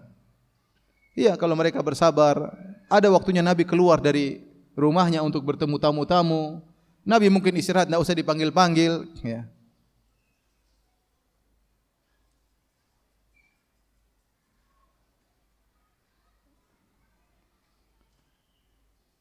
Kalau ada yang lewat lagi jangan lewat kamera ya, tolong lewat belakang. Nanti antum muncul di siaran langsung. Jadi terkenal lagi di antara akhwat nanti. Biar saya aja, yang lain enggak usah. Baik, kita lanjutkan. Hadirin dan hadirat Allah Subhanahu wa taala. Kata Allah Subhanahu wa taala, "Annahum sabaru", kalau mereka sabar. Nabi mungkin istirahat sallallahu alaihi wasallam di rumahnya. Nabi ada waktunya keluar ketemu orang-orang. Jangan kemudian, Muhammad panggil. Lakana khairan lahum, tentu lebih baik bagi mereka, menunjukkan mereka beradab. Mereka tidak akan ditegur oleh Allah Subhanahu wa taala. Mereka akan dihormati oleh para sahabat yang lain, ya. Mereka mungkin semakin dimuliakan, namun mereka tidak bersabar. Wallahu ghafurur rahim, dan Allah Maha Pengampun lagi Maha Penyayang. Namun subhanallah, meskipun Allah tegur mereka, Allah jelaskan bahwasanya dalam ayat ini Allah ampuni mereka. Kenapa? Karena mereka Arab Badui. Mereka diberi uzur, mereka baru masuk Islam, mereka tidak mengerti adab-adab. Mereka berbuat salah, tapi Allah mengatakan wallahu ghafurur rahim. Sungguhnya Allah Maha Pengampun lagi Maha Penyayang. Makanya dalam ayat ini Allah tidak menyuruh mereka untuk bertobat. Karena mereka Arab apa? Arab Badui. Tetapi ini pelajaran bagi kita. Antum yang bukan Badui jangan seperti Badui. Kalau Badui dapat uzur, kalau antum ya sudah lama masuk Islam, jangan seperti itu. Aqra' bin Habis At-Tamimi, ya, dari Bani Tamim, ya. Dari Bani Tamim. Bani Tamim, ya, memang ada yang baik di antara mereka, ada yang buruk di antara mereka. Di antara mereka ada pemimpin Khawarij yang namanya Dzul Khuwaisirah At-Tamimi. Dzul Khuwaisirah At-Tamimi. Dia dari Bani Tamim. Bani Tamim bani yang luas. Nanti akan kita bahas tentang masalah syu'ub, qabail, kemudian ummah, kemudian apa? Habis qabilah, kemudian imarah, kemudian al-batan, kemudian fakhidh, kemudian fasilah. Nanti akan kita bahas ayat-ayat terakhir. Tapi intinya Bani Tamim bani yang luas. Di Indonesia juga banyak orang At-Tamimi, banyak sekali. Dari Bani Tamim. Ya. Ada yang baik, ada yang buruk, sebagaimana suku-suku yang lain. Tapi yang tidak benar seorang yang berusaha untuk menempelkan Bani Tamim kepada pemahaman Khawarij. Setiap ada orang Bani Tamim itu Khawarij, keturunan Khawarij, enggak boleh, itu kezaliman. Kezaliman. Ya. Nabi sendiri memuji Bani Tamim. Dalam hadis yang sahih riwayat Muslim, saya bacakan hadisnya. Ini contoh Bani Tamim yang salah, Aqra bin Habis. Di antara contoh Bani Tamim yang keliru, Dzul Khuwaisirah.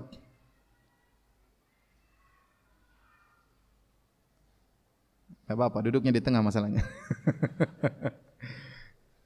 Di antaranya Dzul Khuwaisirah At-Tamimi. Ini contoh yang salah, tapi bukan berarti semuanya rusak, tidak. Banyak Allah saja mengatakan aktsaruhum la yaqilun, banyak di antara mereka tidak berakal, berarti sebagian mereka berakal. Di antara pujian Rasulullah SAW kepada Bani Tamim dalam Sahih Muslim, kata Abu Hurairah radhiyallahu taala anhu, "Ma ziltu uhibbu Bani Tamim mundu thalath." Aku selalu mencintai Bani Tamim, kata Abu Hurairah, sejak aku mendengar 3 perkara dari Nabi sallallahu alaihi wasallam. Apa yang menyebabkan Abu Hurairah cinta kepada Bani Tamim? Kenapa? Kan ada sebagian orang begitu mendengar Muhammad bin Abdul Wahab At-Tamimi, oh Khawarij, keturunannya Khawarij, nenek moyangnya Dzul Khuwaisirah At-Tamimi, ini zalim ya akhi, tidak boleh. Betapa banyak kabilah Bani Tamim, di Indonesia juga banyak, di Saudi juga banyak, di Qatar juga banyak, di Kuwait juga banyak, di dunia ini banyak Bani Tamim. Apakah setiap orang dari Bani Tamim antum mengatakan dia keturunan Khawarij? Tidak boleh akhi, zalim, ini ente dituntut hari kiamat. Sebagian orang zaman ini ngomong tidak peduli, ya. Ngomong tidak peduli, nuduh sana, nuduh sini, ngomong sana, ngomong sini. Yang penting tampil di YouTube, yang penting viewersnya banyak. Dia tidak peduli, subhanallah. Saya kasihan lihat mereka, kasihan. Mereka mungkin menjadi terkenal, sebentar aja terkenal. Terus apa setelah itu? Setelah itu hisab. Lihat perkataan Abu Hurairah, la ziltu uhibbu Bani Tamim mundu thalath. Aku senantiasa mencintai Bani Tamim gara-gara 3 perkara. Sami'tu min Rasulillah sallallahu alaihi wasallam yaqulu fihim. Aku mendengar, Abu Hurairah mendengar langsung. Aku mendengar dari Rasulullah sallallahu di mana Rasulullah sallallahu bersabda tentang mereka, hum asyaddu ummati ala dajjal. Kata Nabi sallallahu alaihi wasallam, mereka adalah umatku yang paling kuat melawan dajjal. Bani Tamim akan hidup sampai hari kiamat dan mereka adalah umat yang paling kuat melawan siapa? Dajjal, daripada suku-suku yang lain. Yang bilang siapa? Nabi sallallahu alaihi wasallam. Berarti di penghujung akhir zaman ada orang-orang Bani Tamim yang apa? Yang hebat, yang kuat, bahkan mereka yang berani melawan Dajjal yang begitu sakti dan begitu hebatnya. Mereka keras terhadap Dajjal dan para pengikutnya. Ini yang pertama. Yang kedua, pernah Nabi sallallahu alaihi wasallam melihat Bani Tamim bersedekah, Nabi berkata, "Hadhihi shadaqatu qaumina." Ini adalah sedekah dari kaum kami. Nabi mengatakan Bani Tamim dengan kaumku. Kenapa? Karena Bani Tamim bertemu dengan Nabi SAW di Mudhar. Di Mudhar. Jadi Mudhar adalah Sya'ab. Kemudian di bawah Mudhar ada Kinanah, ada Qais, ada Tamim. Nabi dari Kinanah, Quraisy itu dari Kinanah. Sehingga Nabi dan Bani Tamim ketemunya di Mudhar. Maka Nabi menisbahkan Bani Tamim kepada kaumnya. Kita sama-sama satu nenek moyang, sama-sama dari Mudhar. Maka Abu Hurairah mendengar Nabi mengatakan kaum Bani Tamim adalah kaumnya, maka Abu Hurairah mencintai Bani Tamim gara-gara Nabi sallallahu alaihi wasallam. Mereka masih punya hubungan sama Nabi sallallahu alaihi wasallam meskipun jauh. Yang ketiga, Nabi pernah berkata kepada Aisyah radhiyallahu taala anha, ada seorang budak wanita Nabi suruh bebaskan. Kata Nabi sallallahu alaihi wasallam, "A'tiqiha fa innaha min waladi Ismail." Wahai Aisyah, bebaskanlah atau merdekakanlah budak wanita tersebut. Dia dari Bani Tamim. Sungguhnya dia adalah keturunan Nabi Ismail. Keturunan siapa? Nabi Ismail. Sejak aku mendengar 3 perkara itu, aku mencintai Bani Tamim. Aqra bin Habis ada salah seorang dari Bani Tamim yang salah dalam hal ini. Bukan kemudian kita mukul rata. Maka hati-hati ikhwan kalau kita berbicara tentang satu suku. Mungkin kita dapati beberapa kasus berkaitan dengan kita semuanya menyedihkan kasusnya. Jangan kita pukul rata, oh suku ini memang busuk semuanya, suku ini memang brengsek semuanya, enggak boleh. Setiap suku pasti ada yang baik, ada yang buruk. Ya. Karena setiap ucapan kita akan diminta pertanggungjawaban oleh Allah Subhanahu wa taala. Baik. Setelah itu kita lanjutkan ayat berikutnya, ayat yang ke-6. Allah Subhanahu wa taala berfirman, "Ya ayyuhalladzina amanu." Ini yang keberapa ini? Ya ayyuhalladzina amanu yang keberapa? Ketiga ya. Ya ayyuhalladzina amanu in ja'akum fasiqun binaba'in fatabayyanu. Wahai orang-orang yang beriman, jika datang kepada engkau seorang yang fasik binaba'in, membawa satu berita, fatabayyanu, maka cek, cross check terlebih dahulu. Dalam qiraah yang lain fatathabbatu, sama maknanya, tathabbut terlebih dahulu. Antusibu qauman bijahalah, khawatirnya kalian akan menimpakan musibah kepada satu kaum karena ketidaktahuan kalian.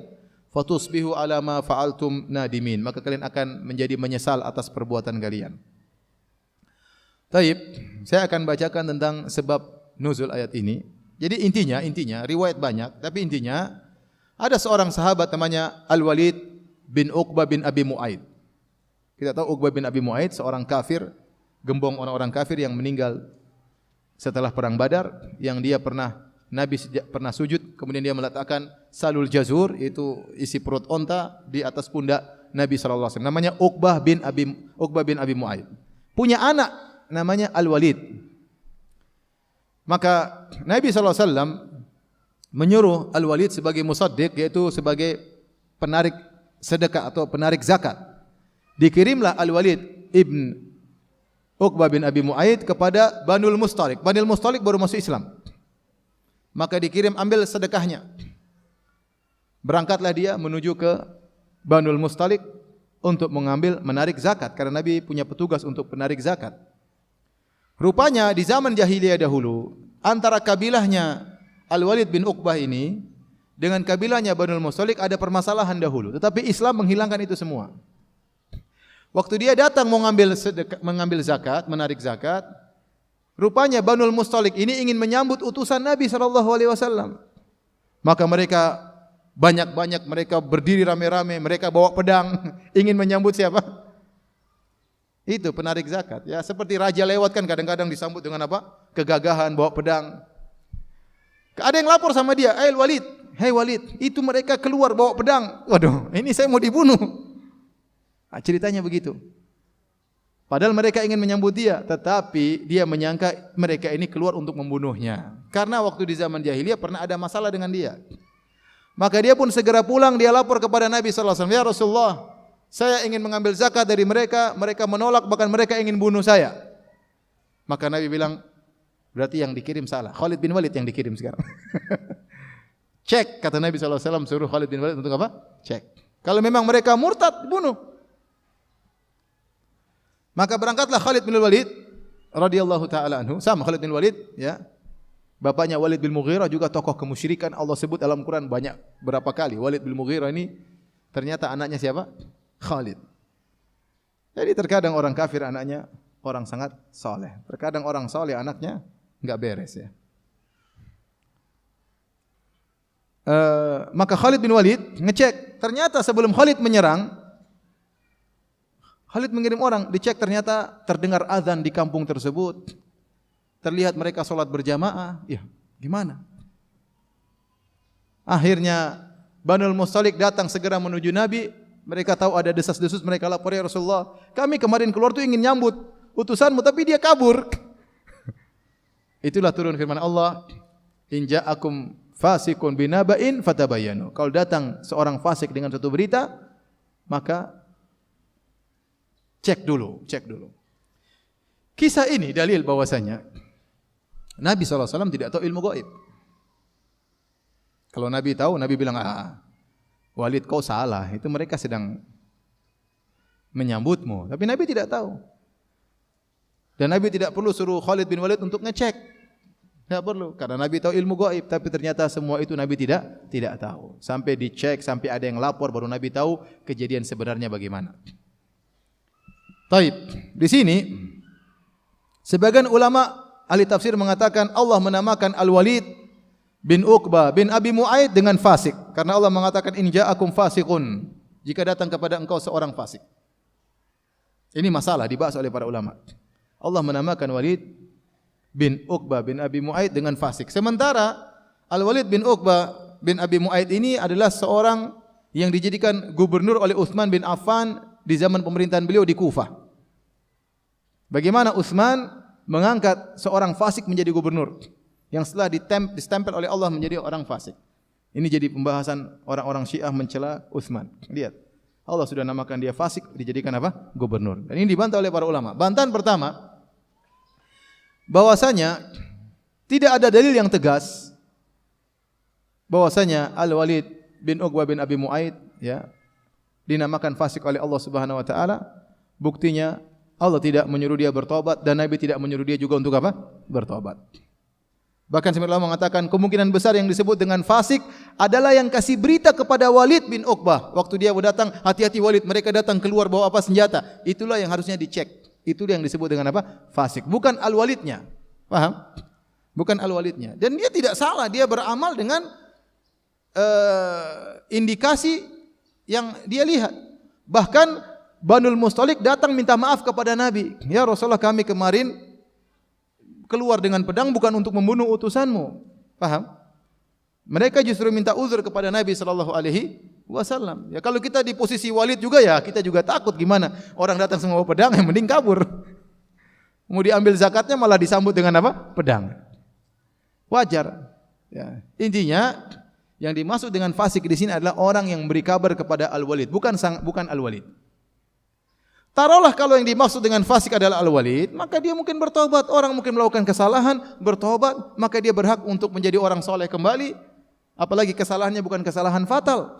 Dia berprasangka dan prasangkanya salah. Taruhlah dia dikatakan dia fasik dan tidak pantas dikatakan fasik karena kesalahan dia sangat wajar. Namanya fasik itu orang ingin melanggar perintah Allah, melakukan dosa besar, itu namanya fasik. Ada sisi perendahan terhadap syariat Allah. Al-Walid tidak.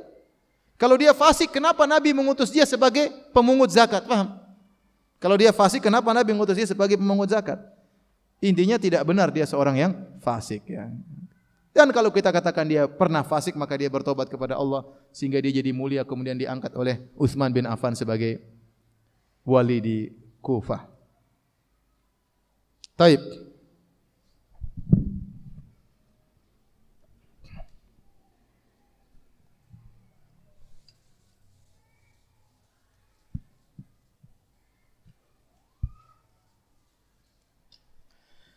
Kita bahas ini pembahasan penting juga tentang bagaimana sikap menerima berita. Berita, ya, apalagi zaman sekarang berita sangat banyak. Ya. Bisa datang dari 3 model orang. Pertama dari thiqah, terpercaya,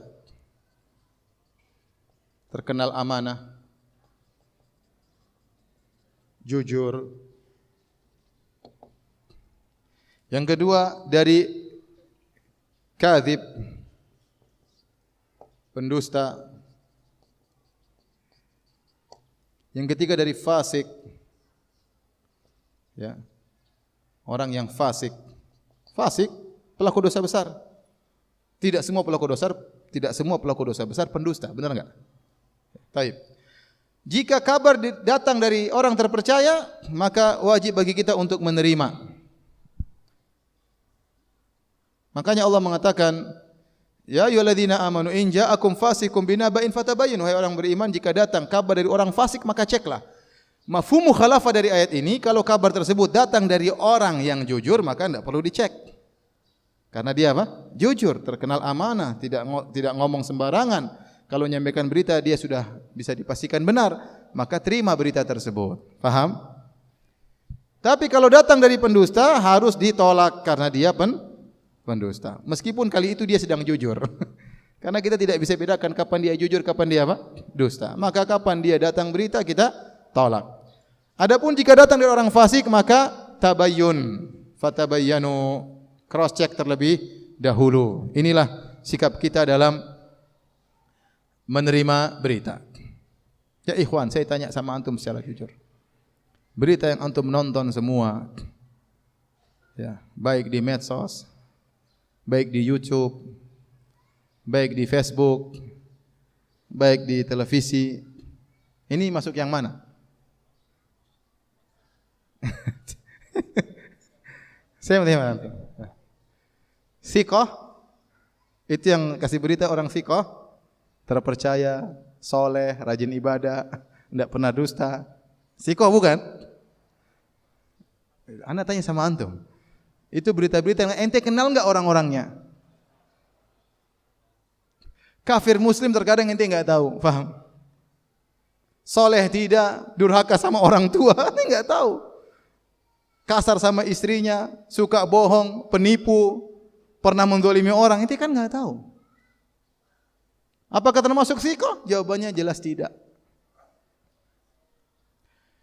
Kadzib? Enggak tahu juga. Ada sebagian mereka yang ketahuan dusta berulang-ulang, ya udah itu berarti apa? Kadzib. Fasik mungkin. Maksud saya ikhwan, hati-hati antum mendengar berita. Sebagian orang menerima berita sana sini, kemudian dibikin analisa, kemudian dia bikin pengamatan. Ya, tidak pernah sekolah politik juga bikin pengamatan, siapa juga yang mendengar.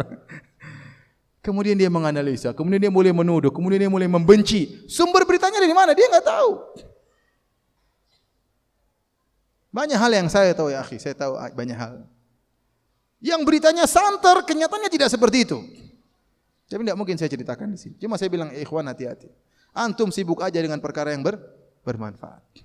Kalau bukan bidang antum bukan politikus, jangan ngomong, tidak usah. Sudah ente ahli politik dalam rumah saja, tidak usah di luar. Bagaimana mensiasati istri, bagaimana menjadi apa? Ya, ar-rijalu qawwamuna 'alan nisa, jadi amir di rumah. Tidak apa-apa, silakan berpolitik di rumah. Tapi ente bicara ini di luar, ini begini, ini pemerintah begini, ini begini. Aduh, sudahlah. Itu bukan bidang antum. Itu bukan bidang antum. Lagi dalam dunia perpolitikan antum semua tahu tidak ada musuh abadi, tidak ada teman abadi. Sudahlah. Antum lakukan yang bermanfaat. Kata Nabi SAW, min husni islamil mar'i tarkuhu ma la ya'ni. Di antara keelokan Islam seorang, meninggalkan yang bukan apa? Urusannya. Kalau antum pakar, silakan berbicara, saya tidak larang. Antum pakar, antum punya ilmu tentang masalah itu, antum punya sumber-sumber berita yang terpercaya, silakan. Itu hak antum, antum bertanggung jawab di hadapan Allah Subhanahu wa taala. Tapi kalau kita yang begini-begini modelnya, sumber beritanya apa? HP, YouTube. YouTube siqah bukan? Oh, siqah YouTube. Allah musta'an. Sudahlah ya. Jadi mau saya, dalam masalah berita ini penting. Apalagi zaman sekarang. Apakah berita datang dalam satu orang, yang bawa satu orang, atau yang datang sekelompok tertentu, atau yang bawa berita adalah organisasi tertentu, atau yang bawa berita adalah TV tertentu, channel tertentu, hati-hati. Saya mau cross check Ustaz, bagaimana cara, apakah antum punya alat untuk tabayun? Kalau antum punya alat tabayun, antum merasa perlu, silakan tabayun. Kalau antum juga tidak punya alat untuk bisa tabayun, mau cross check pakai apa? Cross checknya juga pakai YouTube. Aduh, sudahlah. Lakukan yang bermanfaat saja. Kebanyakan orang buang-buang waktu zaman sekarang sibuk dengan yang bukan apa? Urusannya. Ya akhi, umur kita berjalan terus. Saya tidak terasa sekarang sudah 40 tahun lebih. Dulu saya merasa masih muda. Sekarang juga masih muda, alhamdulillah. Tapi bagaimana yang sudah umur 50, 60 masih sibuk dengan hal-hal yang tidak bermanfaat? Sebentar lagi tewas ya akhi. Sudahlah. Lebih baik baca Quran, lebih baik ente tasbih, astagfirullah, subhanallah. Ya, ente baca kitab, dengar pengajian. Berita-berita ini ya, berita-berita yang datang ini. Kalau antum tidak bisa memfilter dan antum tidak punya alat filter, hanyalah sampah yang datang dan pergi mengotori otak ente. Yang tidak menambah cara berfikir anda, yang tidak menjadikan anda wawasan yang terlalu banyak, yang tidak terfilter, ini merusak seseorang. Ini ada penelitian akan hal tersebut. Tidak menjadikan orang cerdas, tidak. Karena tidak tertata wawasan tersebut. Kalau kita kuliah kan ada aturannya, belajar ini dulu, keluar jadi beneran ahli politik, jadi ahli agama, jadi dokter. Tapi kalau gini, kita enggak bisa filter, semua berita kita baca, kita bingung sendiri. Benar punya wawasan macam-macam, tentang kedokteran tahu, tentang ini tahu, rumah tangga tahu, tentang biologi tahu, tentang cocok logi tahu, tentang Tapi semuanya cuma cuplikan yang tidak membuat orang terbimbing menjadi orang yang cerdas. Dan itu penyakit zaman sekarang. Maka saya katakan hati-hati ikhwan, ya.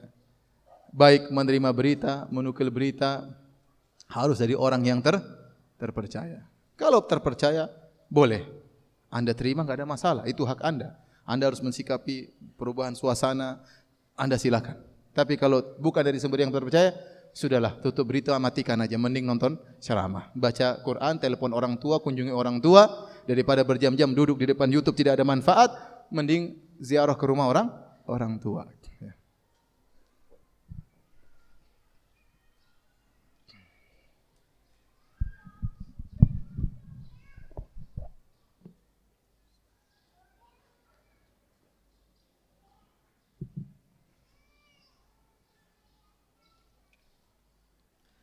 Taib.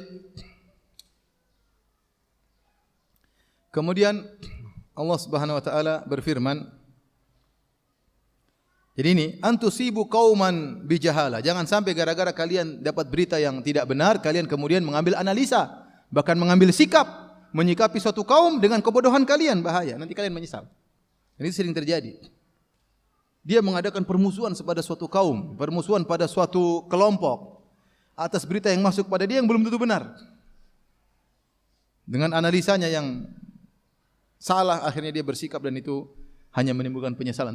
Terlanjur ngomong, terlanjur mengejek, terlanjur mencerca, terlanjur menghina. Setelah itu belakangan, waduh, saya ternyata salah. Sudah terlanjur dicatat malaikat. Kemudian dia menyesal di kemudian hari. Tahan lisan. Apa kata Abu Bakar radhiyallahu anhu? Hadza alladhi awradanil mawarid. Abu Bakar pegang lisannya bilang, ini yang bikin saya celaka. Kata Abu Bakar radhiyallahu anhu. Itu Abu Bakar radhiyallahu anhu. Apalagi kita yang setengah-setengah bahlul seperti ini. Ya, subhanallah. Jangan buang-buang waktu. Baik, kita lanjutkan. Kata Allah Subhanahu wa taala, "Wa'lamu anna fiikum Rasulullah." Ketahuilah bahwasanya di antara ada Rasulullah di antara kalian. Ini orang yang mulia, nikmat dari Allah. Allah menjadikan Rasul berada di antara kalian sebagai mursyid, sebagai pendidik, sebagai pembina yang sangat sayang kepada kalian. Ya, azizun alaihi ma anittum harisun alaikum bil mu'minina raufur rahim. Yang Allah sebutkan sifat Rasul tersebut adalah merasa berat apa yang memberatkan kalian. Setiap memberatkan kaum muslimin, Rasulullah juga merasa berat. Dan dia sangat bersemangat, harisun alaikum, bersemangat agar kalian mendapatkan manfaat. Bil mu'minina raufur rahim, sangat sayang kepada kalian. Inilah ciri Rasul kalian. Wa'lamu, ketahuilah, di antara kalian ada siapa? Rasulullah sallallahu alaihi wasallam, nikmat yang luar biasa. Allah ingatkan, lau yuti'ukum fi katsiri minal amri la'anittum.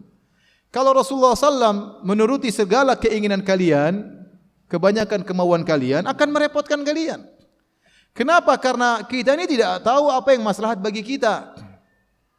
Bisa jadi kita ingin begini, kemudian Nabi ikuti, turun syariat, akhirnya menguntungkan kita, memberi kemudaratan kepada yang lain. Bisa jadi kita ingin sesuatu menurut kita maslahat, kemudian Nabi mengiyakan, ternyata maslahat itu cuma sebentar, ujungnya adalah kemudaratan. Yang lebih tahu tentang kita siapa? Allah Subhanahu wa taala. Kata Allah Subhanahu wa taala, "Ala ya'lamu man khalaq?" Bukankah yang menciptakan lebih tahu tentang yang Dia ciptakan? Yang ciptakan kita di semua Allah. Allah lebih tahu apa yang terbaik bagi kita. Kita boleh berangan-angan, kita boleh ingin tahu, kayaknya maslahat bagi saya kalau begini, maslahat kalau saya jadi pemimpin, maslahat kalau saya jadi mudir, maslahat kalau saya jadi ustaz, maslahat kita enggak tahu. Allah berikan yang terbaik bagi kita. Ya. Maka Allah mengingatkan, lau yuti'ukum fi katsirin minal amri la'anittum. Kalau Rasulullah sallallahu alaihi wasallam menuruti kebanyakan keinginan kalian, akan merepotkan kalian.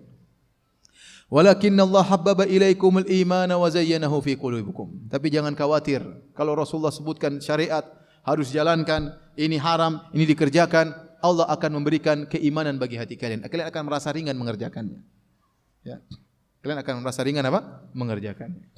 Lama-lama mungkin orang pertama berat solat, lama-lama mudah bagi dia. Kenapa? Habbaba ilaikumul iman. Allah yang bikin kalian cinta dengan iman. Sehingga tadinya solat 5 waktu berat menjadi ringan. Tadinya solat berjamaah berat menjadi apa? Ringan. Tadinya bersedekah berat menjadi apa? Ringan. Jadi jangan merasa berat dengan apa yang Rasulullah perintahkan. Walakinnallaha habbaba ilaikumul iman. Allah yang menjadikan kalian beriman. Wa zayyanahu fi qulubikum, dan Allah menghiasi iman tersebut dalam hati kalian. Wa karraha ilaikumul kufra wal fusuq wal isyan. Allah membuat kalian benci dengan kekufuran, dengan kemaksiatan, dengan kefasikan. Ya Ustaz, gimana saya ngaji? Kalau saya ngaji enggak boleh dengar musik lagi. Susah Ustaz. Tenang, bisa. Suatu saat Anda akan tidak suka dengar apa? Musik. Memang berat bagi orang baru hijrah, berat, tapi bisa dia tinggalkan. Ya Ustaz, saya kecanduan zina Ustaz, kalau tidak berzina saya susah, gelisah. Bisa. Minta kepada Allah. Minta kepada Allah. Allah akan buat kau benci terhadap apa? Zina. Perjuangan memang. Ini namanya hidup ini perjuangan. Allah yang buat engkau benci kepada kekufuran. Allah yang buat kau benci kepada kefasikan. Allah yang buat kau benci kepada kemaksiatan. Ulaika humur rasyidun. Mereka adalah orang-orang yang rasyid, yang lurus, yang dapat petunjuk. Kata Allah, fadlam minallahi. Ini adalah karunia dari Allah, wa ni'mah, dan anugerah dari Allah. Wallahu alimun hakim. Sungguhnya Allah Maha mengetahui dan Maha bijaksana. Ini kata sebagian ulama bantahan kepada Qadariyah yang menyatakan bahwasanya seorang beriman bukan dengan bantuan Allah. Seorang membenci kekufuran bukan dengan bantuan Allah, tapi dia sendiri yang berusaha. Tidak benar. Bahwasanya seorang itu bisa dapat iman, yang kasih hidayah siapa? Allah. Yang buat seorang benci kepada kekufuran siapa? Allah. Maka seorang jangan pernah pede dengan iman yang dia miliki, jangan pernah ujub. Gara-gara saya beriman, enggak. Yang kasih kau iman itu siapa? Allah. Yang buat kau tidak betah dengan kemaksiatan siapa? Allah Subhanahu wa taala.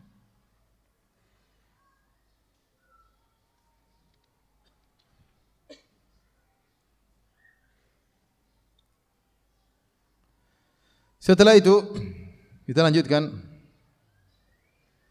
ayat berikutnya.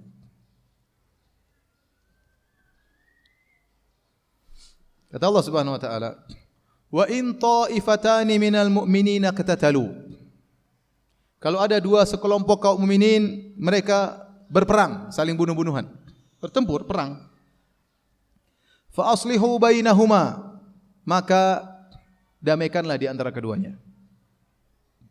Fa in bagat ihdahuma 'alal ukhra, kalau yang satu memberontak terhadap yang lainnya, faqatilul lati tabghi, maka perangilah yang memberontak tersebut, hatta tafi'a ila amrillah, sampai dia kembali kepada urusan Allah, perintah Allah Subhanahu wa taala. Fa in fa'at, kalau dia kembali, fa aslihu bainahuma, maka damaikanlah kembali di antara keduanya. Bil adli wa aqsitu, dengan adil, dengan sama, dengan adil, dengan jujur. Innallaha yuhibbul muqsitin, sungguhnya Allah mencintai orang-orang yang jujur. Ayat ini, banyak faedah dari ayat ini, berbicara tentang bagaimana kalau ada dua sekelompok yang beriman yang bertengkar. Bukan cuma bertengkar mulut, sampai bertengkar perang-perangan, sampai ingin bunuh-bunuhan. Yang satu membangkang, bugot kepada yang lainnya. Bagaimana hukumnya? Allah mengatakan, fa aslihu bainahuma, damaikanlah. Damaikanlah. Fa in bagat ihdahuma al-ukhra, kalau ternyata satu tidak mau damai, tetap memberontak, maka perangi. Kata Allah Subhanahu wa taala. Kalau ternyata setelah berperang kemudian dia sadar, dia kembali lagi, maka islah lagi, damaikanlah. Tapi dengan keadilan. Taib. Ini ada pembahasan penting tentang perbedaan antara khawarij dengan bughat dengan quta'ut tariq. Ini istilah dalam syariat, ada namanya istilah khawarij. Ada istilah namanya bughat, pemberontak, ada namanya quta'ut tariq, yaitu perampok.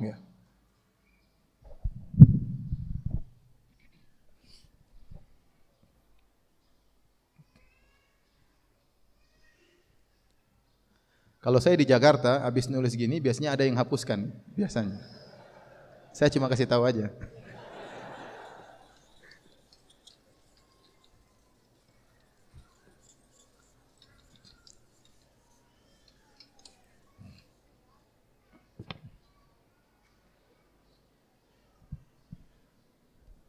Taib, sekarang macam-macam orang yang memberontak terhadap pemerintah yang sah. Model-model pemberontak terhadap pemerintah yang sah. Seperti memberontak misalnya terhadap NKRI misalnya, atau memberontak terhadap negara-negara Islam yang lainnya yang sah pemerintahannya, ya. Baik, bagaimana hukumnya? Para ulama dalam buku-buku fikih mereka seperti Ibnu Qudamah dan juga disebutkan oleh Ibn Taimiyah rahimahullahu taala, mereka membagi menjadi 3. Dijelaskan oleh para ulama zaman sekarang seperti Abdul Karim Al-Khudair, disebut oleh Syekh Abdul Aziz Saleh bin Abdul Aziz Al-Syekh hafizahumullah, ya. Terbagi menjadi 3. Yang pertama namanya Khawarij. Yang kedua namanya Al-Bughat. Yang ketiga namanya Qutta'ut Thariq.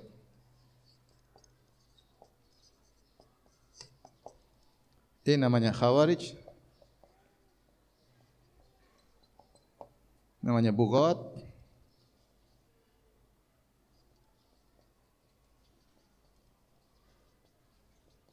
Namanya perompak atau perampok ya. Masing-masing punya hukum tersendiri. Bedanya di mana? Bedanya Khawarij biasanya mereka memberontak kepada pemerintah yang sah disertai dengan mengkafirkan.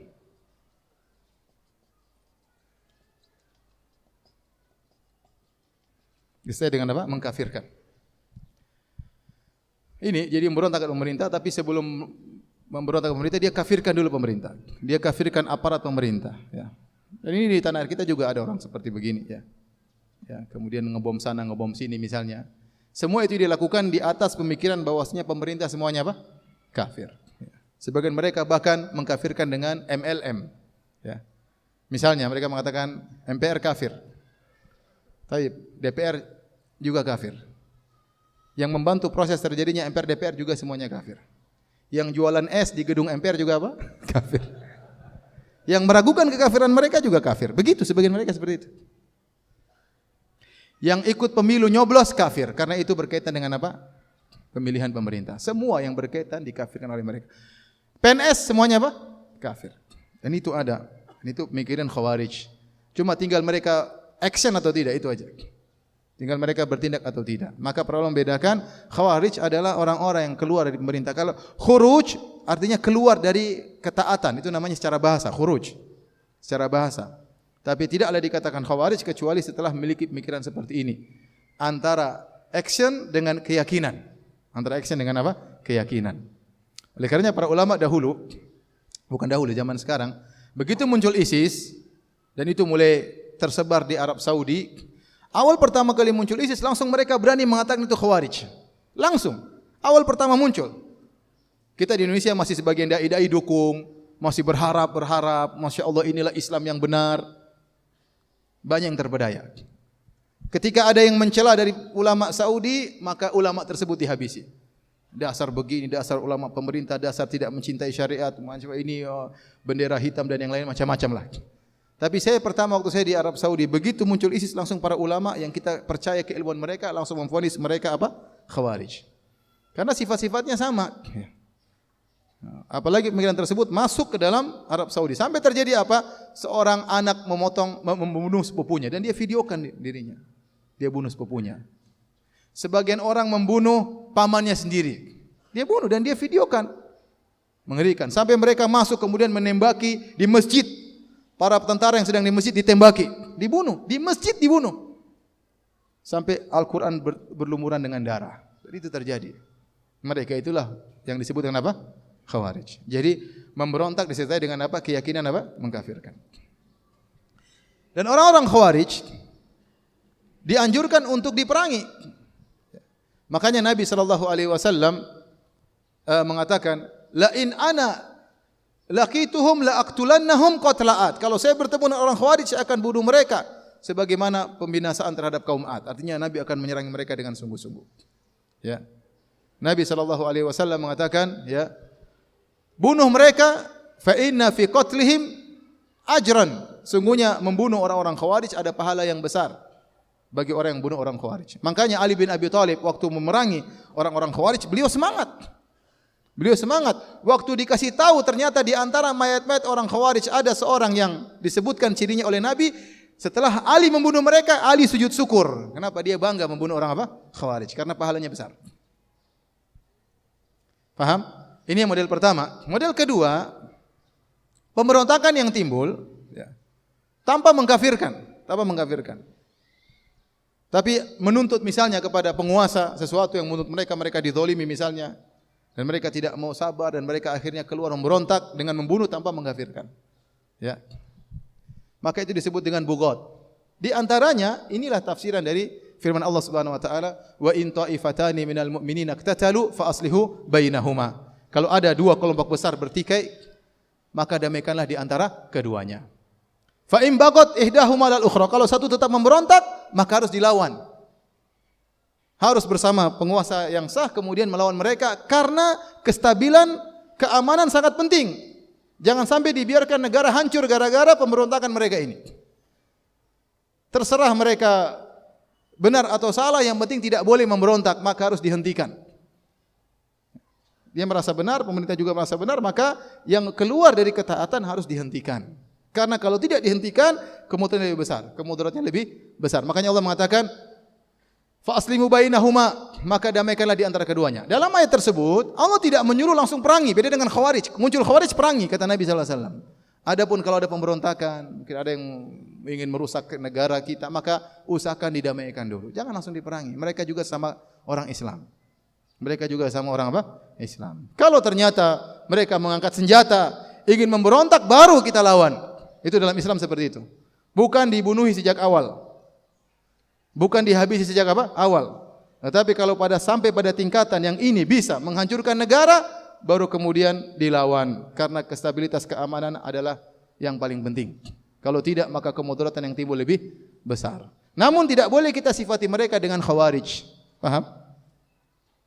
Kita katakan mereka pemberontak, mereka salah, berbahaya, tapi tidak boleh dikatakan sebagai Khawarij. Kecuali mereka punya pemikiran seperti ada sebagian di antara rakyat Indonesia ya, yang mengkafirkan pemerintah. Atau mereka tidak ngaku sebagai rakyat Indonesia. Saya pernah ketemu kawan, dia bekas gubernur jamaah XXXX intinya lah ya. Ustaz, saya dulu gubernur.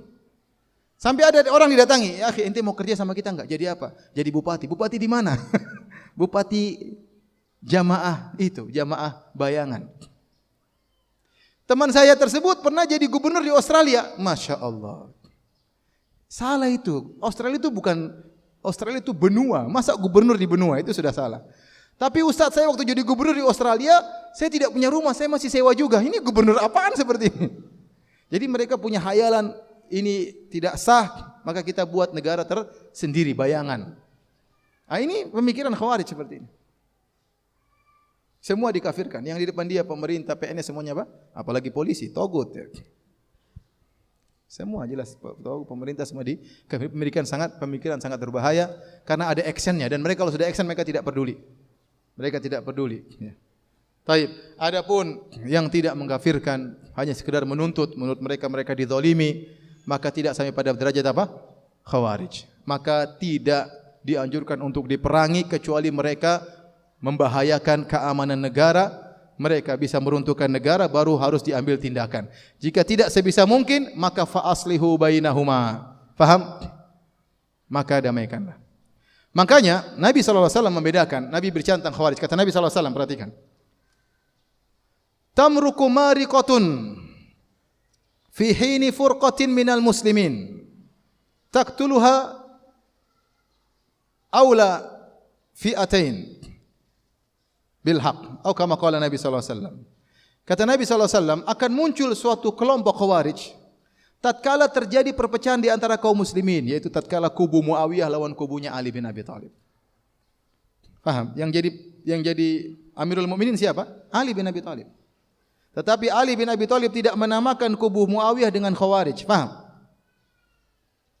Kenapa? Karena mereka memberontak bukan mengkafirkan, tapi karena ada syubhat. Karena mereka menuntut harusnya pembunuh Utsman bin Affan ditangkapin dulu, baru kami mau baiat kepada engkau wahai Ali bin Abi Thalib. Sementara Ali bin Abi Thalib sudah diangkat, dibaiat.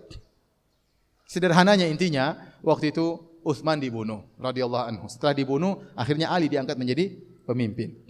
Sementara anak buah Utsman yaitu Muawiyah di negeri Syam, maka mereka harusnya membaiat kepada Ali bin Abi Thalib. Tetapi mereka tidak mau, mereka isyarat, kalau kami baiat tangkap dulu pembunuh-pembunuh Utsman. Sementara yang bunuh Utsman itu banyak kabilah. Ali bin Abi Thalib, beliau cerdas. Kalau saya tangkap ini pembunuh, rusak negara. Stabilitas aman hilang, rusak. Karena saya harus melawan suku begitu banyak, karena mereka bersatu padu tatkala ingin bunuh siapa? Utsman. Maka Ali punya ide, sudah baiat dulu, negara aman dulu, baru kita tangkapin satu-satu. Maksudnya demikian. Akhirnya terjadi apa? Peperangan itu pun sebenarnya sudah damai. Tapi orang-orang Khawarij tidak terima. Maka sebagian mereka masuk di kubunya Muawiyah, sebagian mereka masuk di kubunya Ali, kemudian mereka saling menyerang sehingga kubunya Ali menyangka kubu Muawiyah berkhianat dan kubu Muawiyah radhiyallahu anhu merasa kubu Ali juga berkhianat, padahal ada susupan dari dua belah pihak. Terjadi fitnah apa yang terjadi. Tetapi maksud saya Ali bin Abi Thalib tidak menamakan kubu Muawiyah dengan apa? Khawarij. Paham sampai sini? Jadi asalnya kata Allah Subhanahu wa taala, fa aslihu bainahuma, damaikanlah di antara keduanya. Fa in bagat ihdahuma, kalau ternyata masih menentang ingin berontak, ya maka perangilah. Hatta tafi'a ila amrillah, sampai mereka taubat. Kalau ternyata diperangi kemudian mereka taubat, tidak boleh dibunuh. Menyerah misalnya, ya sudah. Mereka menyerah kembali kepada jalan yang benar misalnya. Kata Allah, fa in fa'at fa aslihu bainahuma bil adli wa aqsitu, maka damaikanlah mereka dengan adil. Sebagian ulama mengatakan dengan adil maksudnya apa yang sudah terjadi jangan dituntut. Misalnya nih ada sekelompok keluar, kemudian terjadi perang-perangan, tembak-tembakan, kemudian ada yang mati, ada yang rusak, ada yang ini. Setelah mereka ditangkap tidak boleh dituntut. Sudahlah, dibuat baik agar nyaman kembali. Bagaimana caranya? Ya, agar bisa stabilitas keamanan kembali lagi. Faham sampai di sini? Ya. Makanya Allah ulangi lagi, fa aslihu. Allah ulangi islah dua kali. Pertama, wa in ta'ifatani minal mu'minina iqtatalu fa aslihu bainahuma. Jika dua sekelompok mukmin bertengkar, maka berperang, maka damaikanlah keduanya. Kemudian di akhir kata Allah, fa aslihu bainahuma bil adli wa aqsitu. Damaikanlah kembali kalau mereka sudah taubat, damaikanlah kembali. Di antara tafsiran para ulama, itu tidak usah dituntut apa yang sudah terjadi, agar mereka bisa, hati mereka kembali lagi yang sudah terluka, bisa kemudian menerima apa yang terjadi, karena persatuan umat itu yang paling penting. Jangan sampai terjadi pertumpahan darah. Yang ketiga namanya Quta'ut Thariq. Quta'ut Thariq ini sekelompok kecil orang yang kemudian memberontak sana, merampok sini, merampok sana, merampok sini. Maka mereka ini ditangkap dan mereka boleh disiksa dan dibunuh. Hukumnya berbeda. Mereka memberontak, mereka membuat kekacauan tanpa ada dalih, tanpa ada takwil katanya. Kalau ini ada, mereka memberontak karena mereka menganggap dizolimi misalnya, mereka menuntut hukum tertentu misalnya, maka namanya bughat. Adapun ini perampok yang jelas-jelas ngerampok di jalan sana sini, mereka sekelompok orang misalnya, boleh ditangkap, boleh dibunuh, enggak ada masalah. Ya. Enggak ada masalah bagi pemerintah, masalah bagi mereka. Taib. Paham sampai di sini?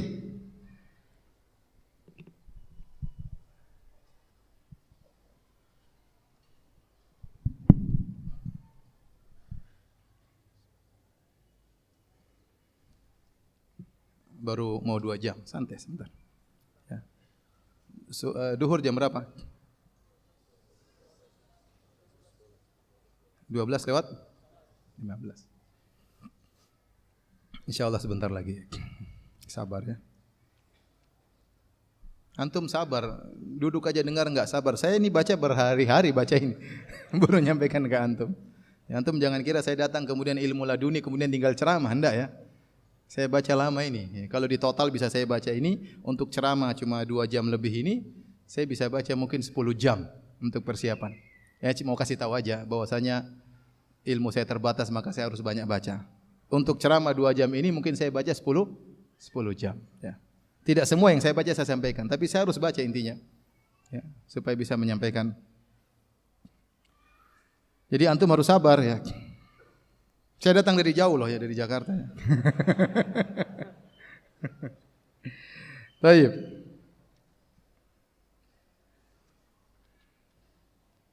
Kita lanjutkan. Setelah itu Allah berfirman, ayat 15. Innamal mu'minuna ikhwatun fa aslihu baina akhawaykum. Sungguhnya orang-orang beriman itu saudara, maka damaikanlah di antara keduanya. Kenapa Allah suruh damaikan? Jangan sampai terjadi pertumpahan darah meskipun telah terjadi apa yang terjadi. Ya. Karena kaum mukminin adalah beriman, kaum mukminin adalah saudara. Ya, kaum mukminin adalah bersaudara. Kita punya kaidah yang kuat. Innamal mu'minuna apa? Ikhwah.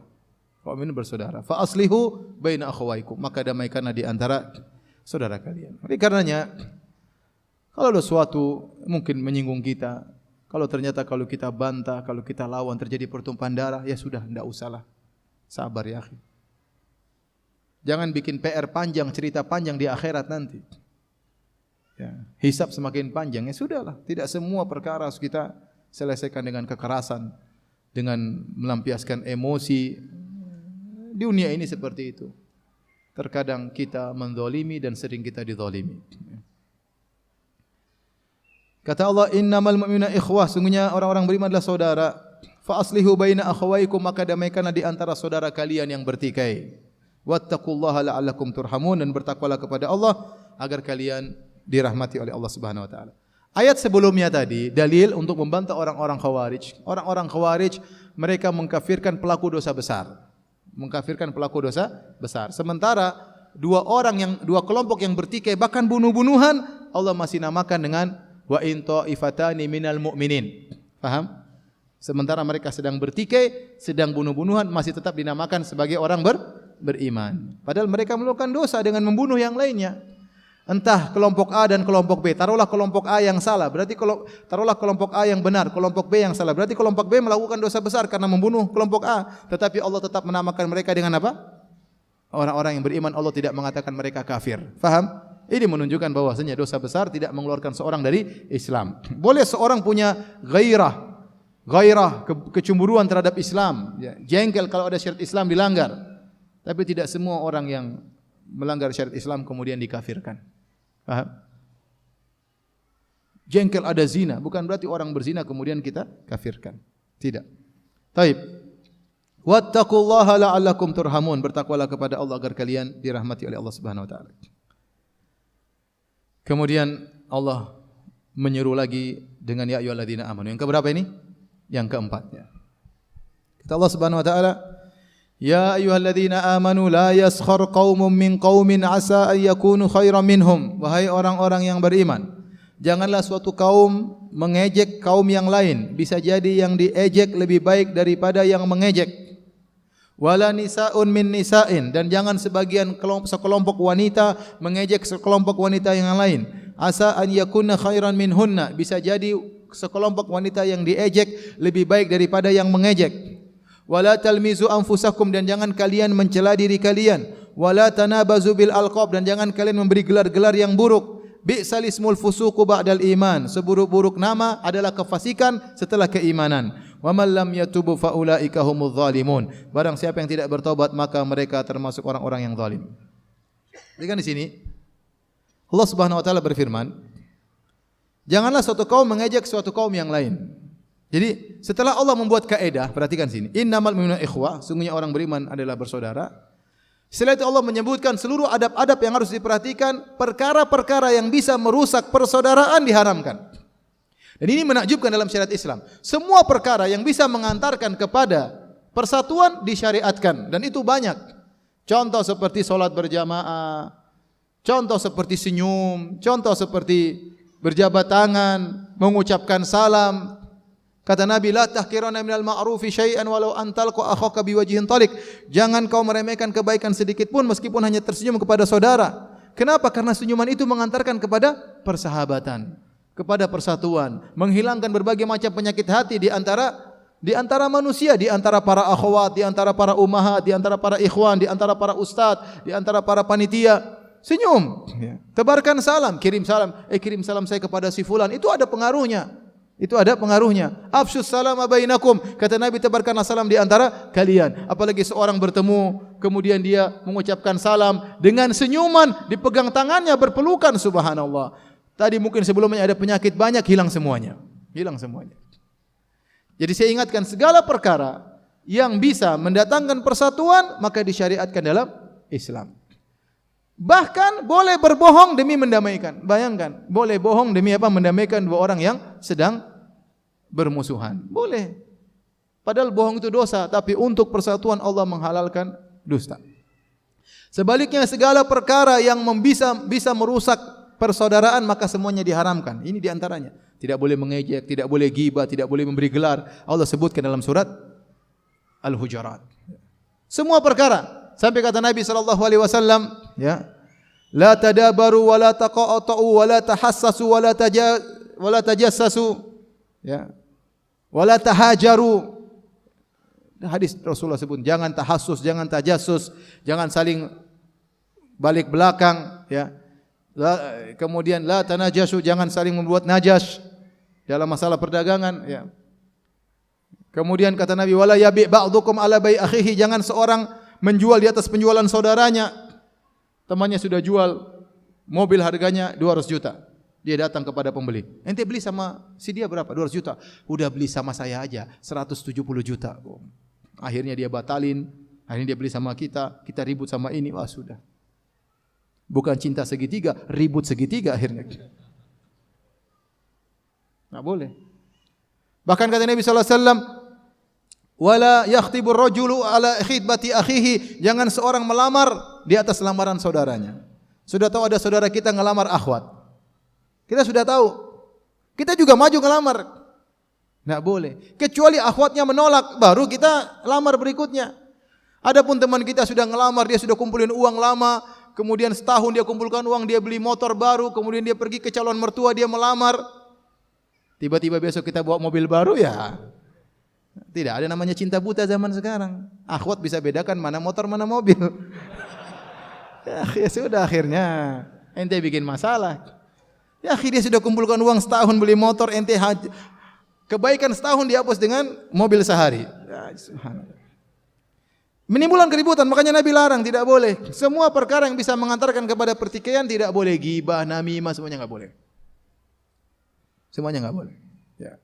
Di antaranya tidak boleh mengejek. Kata Nabi SAW, bihasbi imri'in minasyarri an yahkira akhahul muslim. Cukuplah seorang melakukan keburukan, dikatakan buruk jika dia merendahkan saudaranya. Tidak boleh. Sampai Ibnu Daqiq al-Id, perkataan yang sangat indah dalam syarah Arba'in Nawawi, dia mengatakan, bagaimana anda merendahkan saudara anda muslim ini setelah Allah muliakan dia? Allah menyatakan seorang muslim lebih mulia daripada Ka'bah. Allah mengatakan bahwasanya hilangnya dunia dan seisinya lebih berat di sisi Allah daripada tertumpahnya darah seorang muslim. Allah kirim Rasul agar memberi hidayah kepada dia. Allah turunkan Al-Quran agar dia bisa menyembah Allah. Allah setelah Allah muliakan dia, ente menghina dia. Enggak boleh. Makanya tidaklah seorang merendahkan orang lain kecuali dia yang buruk biasanya. Dan ini pernyataan para mufassirin, di antaranya Sa'di rahimahullah ta'ala.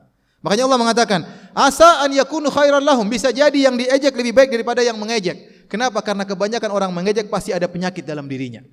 Makanya dia sombong, dia ujub, makanya dia meremehkan, dia merendahkan, menghina, ya. Bisa jadi, dan itu sering terjadi, bahwasanya yang mengejek ternyata lebih buruk daripada yang diejek. Bukan dari zahirnya tapi batinnya yang rusak. Dan yang Allah pertama nilai adalah batinnya. Kemudian Allah mengkhususkan wala nisa'un min nisa'in. Saya bacakan perkataan Imam Al-Qurtubi rahimahullah taala. Jadi pertama Allah mengatakan, ya ayyuhalladzina amanu la yaskhar qaumin min qaumin, wahai orang beriman jangan suatu kaum menghina kaum yang lain. Kaum ini mencakup laki-laki dan perempuan. Kaum mencakup laki-laki dan perempuan. Tidaklah disebut kaum kecuali mencakup wanita dan laki-laki. Makanya Allah mengatakan walaqad arsalna nuhan ila qaumihi. Sungguh kami telah mengutus Nuh kepada kaumnya, maksudnya laki-laki dan perempuan. Setelah Allah menyebutkan laki-laki dan perempuan jangan mengejek, Allah khususkan perempuan. Disebutkan secara khusus. Kenapa? Berkata Al-Imam Al-Qurtubi rahimahullahu taala, afradan nisaa bidzikri. Allah menyendirikan penyebutan wanita li'anna sukhriyata minhunna akthar, karena ejek mengejek di antara mereka lebih banyak. Yang lebih hobi ngejek itu ibu-ibu daripada bapak-bapak. Ibu-ibu itu bahan ejekan banyak. Lihat temannya tasnya lebih jelek, tas lama masih dipakai. Lihat HP-nya sudah lama, HP jadul masih dibawa-bawa. Subhanallah. Main ke rumahnya, rumahnya jorok. Ketemu suaminya hitam. Semuanya jadi bahan ejekan ibu-ibu. Anaknya ingusan, tidak aduh, pokoknya ibu-ibu itu begitu omongannya ya. Makanya Allah khususkan penyebutan wanita karena ejekan di antara wanita lebih banyak daripada laki-laki. Laki-laki juga suka mengejek, iya. Tapi perempuan lebih banyak, maka dikhususkan penyebutannya secara khusus karena kata Imam Qurtubi rahimahullah taala, li'anna sukhriyata minhunna akthar, karena ejekan paling banyak daripada ibu-ibu. Dengar ibu-ibu tidak? Alhamdulillah ya. Harus tahu diri ya.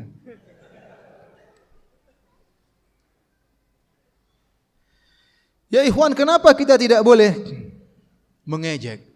Karena yang jadi penilaian Allah yang paling utama adalah hati seseorang. Allah mengatakan, atau Nabi SAW bersabda, Inna Allah la yanzuru ila suwarikum wala ila ajsamikum, walakin yanzur ila qulubikum wa amalikum. Allah tidak melihat rupa kalian, Allah tidak melihat paras kalian, Allah tidak melihat body kalian. Yang Allah lihat adalah hati kalian dan amal kalian. Sebagian ibu-ibu mencelah, jelek, pesek, nonong ya. Ya akhi subhanallah. Allah tidak bisa jadi dia nonong tapi surganya tinggi. Emang kalau ente lebih cantik, lebih bening misalnya, kemudian surganya lebih tinggi? Allah tidak menilai itu. Tidak pernah Allah bikin aturan yang paling cantik surganya paling tinggi. Kalau begitu salon syar'i nanti, semua orang pada ke salon, pengin paling cantik surganya paling tinggi. Tidak ada seperti itu. Yang Allah lihat hatinya. Lihatlah imra'atun sauda, Ibn Abbas mengatakan, ala adullukum ala imra'atin min ahlil jannah. Maukah aku tunjukkan kepada kalian seorang penghuni surga, imra'atun sauda, wanita berkulit hitam. Kenapa? Karena dia sabar. Hadis yang masyhur. Dia sabar. Jadi Allah tidak lihat penampilan, bukan rupa kita, bukan karena tas kita tas mahal, bukan karena mobil kita mobil mewah, kemudian kita surganya tinggi. Tidak ada urusannya. Yang Allah lihat adalah hati kalian. Yang paling menderita, sudah jelek, miskin, sombong lagi. Itu paling menderita. Sudah luar buruk, dalam lebih buruk. Namun, kita jangan terpedaya dengan penampilan zahir. Kenapa orang merendahkan orang lain? Karena dia merasa orang lain lebih rendah daripada dia. Sudahkah anda pernah melihat penilaian Allah terhadap anda dan dia, mana yang lebih tinggi kedudukannya? Tanya sama malaikat, malaikat saya dengan dia mana lebih bagus? Oh kamu 9, dia 7, ya boleh ente ngejek. Ente kan tidak tahu bagaimana kedudukan anda di sisi Allah. Bisa jadi depan ini orang biasa, mungkin dia melakukan sedikit maksiat, tapi ternyata dia tinggi di sisi Allah Subhanahu Wa Taala. Ada amal soleh yang ente tidak tahu. Mungkin dia tidak pernah sombong, dia tidak ujub, dia tidak dengki, dia tidak hasad. Mungkin dia diam-diam begini berbakti kepada orang tuanya semampunya. Ente enggak tahu. Apakah ente pernah ngecek dia seluruh apa yang dia kerjakan? Ente enggak tahu. Ente bukan intel. Ente pun hanya intel-intel luarnya, dalam hati ente tidak pernah mengintel isi hati seorang. Ente enggak tahu. Imam Qurtubi rahimahullah berkata,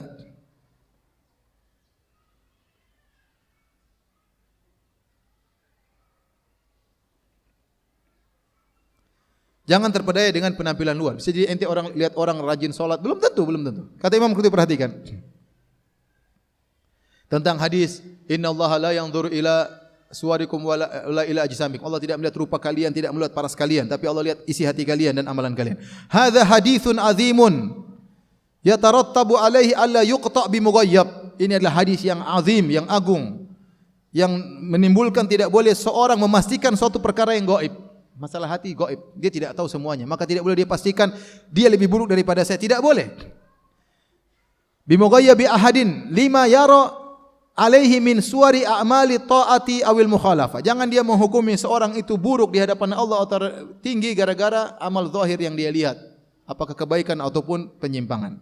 Fala alla man yuhafidhu ala al-a'mali adh-dhahirah ya'lamu Allah min qalbi wasfan madhmuman la tasihu ma'ahu tilkal a'mal. Kata Imam Qurtubi, bisa jadi ada orang yang rajin mengamalkan amal soleh, tapi Allah tahu isi hatinya buruk yang membuat amalannya tidak sah. Misalnya dia riya, kita enggak tahu. Dia ujub, bukankah riya menggugurkan amal? Bukankah ujub menggugurkan amal? Kita enggak tahu.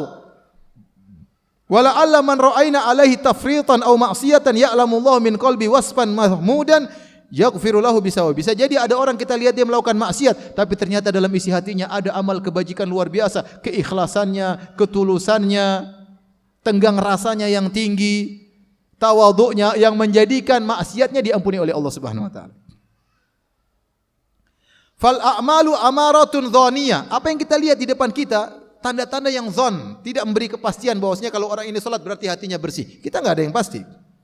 La adillatun qat'iyah, bukan dalil yang pasti.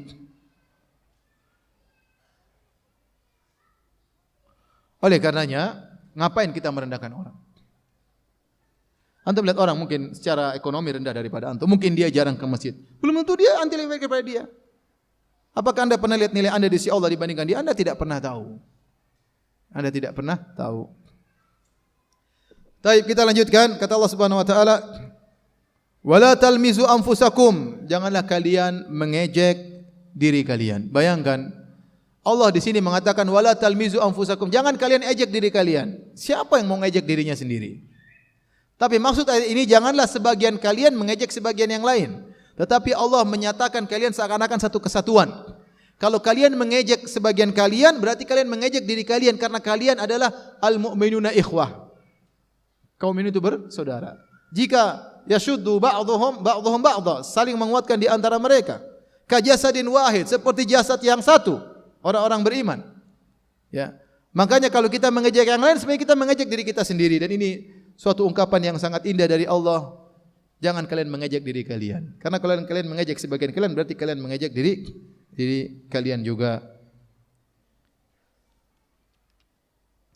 Apa yang disebut dengan lams? Lams mengejek, maka ada definisi yang banyak dari para ulama, apa bedanya lams, apa bedanya gomz.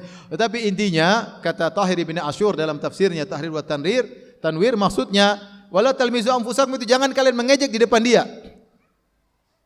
Untuk membedakan antara gibah dan bukan. Kalau gibah kita ngejek di belakang, main belakang. Tidak berani ngejek depan. Tapi kalau lams berani. Ente goblok di depan dia. Ini namanya lams. Ya. Ini menurut Tahir bin Ashur. Tentunya ada khilaf kalangan para ulama tentang makna lams. Ini untuk membedakan antara gibah dengan ejekan di depan. Ya, maka yang ejekan depan namanya lams, ejekan di belakang namanya gibah. Kemudian kata Allah Subhanahu Wa Taala, wala tanabazu bil alqab, dan jangan kalian saling memberi gelaran-gelaran yang buruk. Tidak boleh. Kalau gelaran yang baik enggak ada masalah. Yang dilarang adalah gelaran yang buruk. Menggelari si fulan dengan gelaran yang buruk enggak boleh. Kata Allah, bi'sal ismul fusuqu ba'dal iman. Seburuk-buruk nama adalah kefasikan. Ya, ada dua tafsiran, maksudnya engkau memberi gelar yang buruk tersebut, gelar buruk tersebut tidak pantas setelah kita tahu dia orang beriman. Kita tahu dia orang beriman, kita beri gelar dengan gelaran yang buruk, itu tidak pantas. Bi'sal ismul fusuqu ba'dal iman. Tidak pantas menggabungkan antara nama yang buruk dengan keimanan. Allah sudah kasih nama dia iman, orang beriman, ente kasih gelar nama buruk. Tidak boleh. Ini tafsiran pertama. Tafsiran kedua, engkau membeli gelar buruk kepada orang lain, itu adalah perbuatan fasik. Engkau memberi gelar buruk kepada saudaramu adalah perbuatan apa? Kefasikan. Makanya kata Nabi SAW, sibabul muslim fusuqun, mencela sama muslim adalah kefasikan. Ya. Intinya, makanya setelah itu Allah mengatakan, "Man lam yatubu fa ulaika humudz zalimun." Barang siapa tidak bertobat, maka dia adalah orang-orang yang zalim. Ya. Taib, menunjukkan bahwasanya memberi gelar-gelar yang buruk ini adab, ya. Kita jangan terpancing kemudian kita beri gelar-gelar orang, tidak usahlah. Ya. Antum mau nasihati aja, enggak ada masalah. Dengan cara yang baik sudah. Tugas antum di hadapan Allah, saya misalnya, saya ustaz. Kalau saya lihat kemungkaran saya bantah, harus.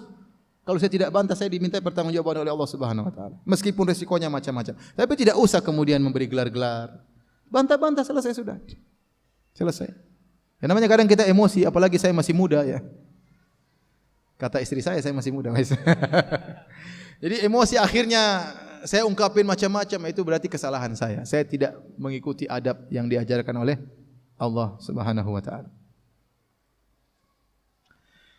Kemudian setelah itu Allah berfirman. Selanjutnya, ya ayyuhalladzina amanu, ini yang terakhir. Ya ayyuhalladzina amanu, wahai orang-orang yang beriman.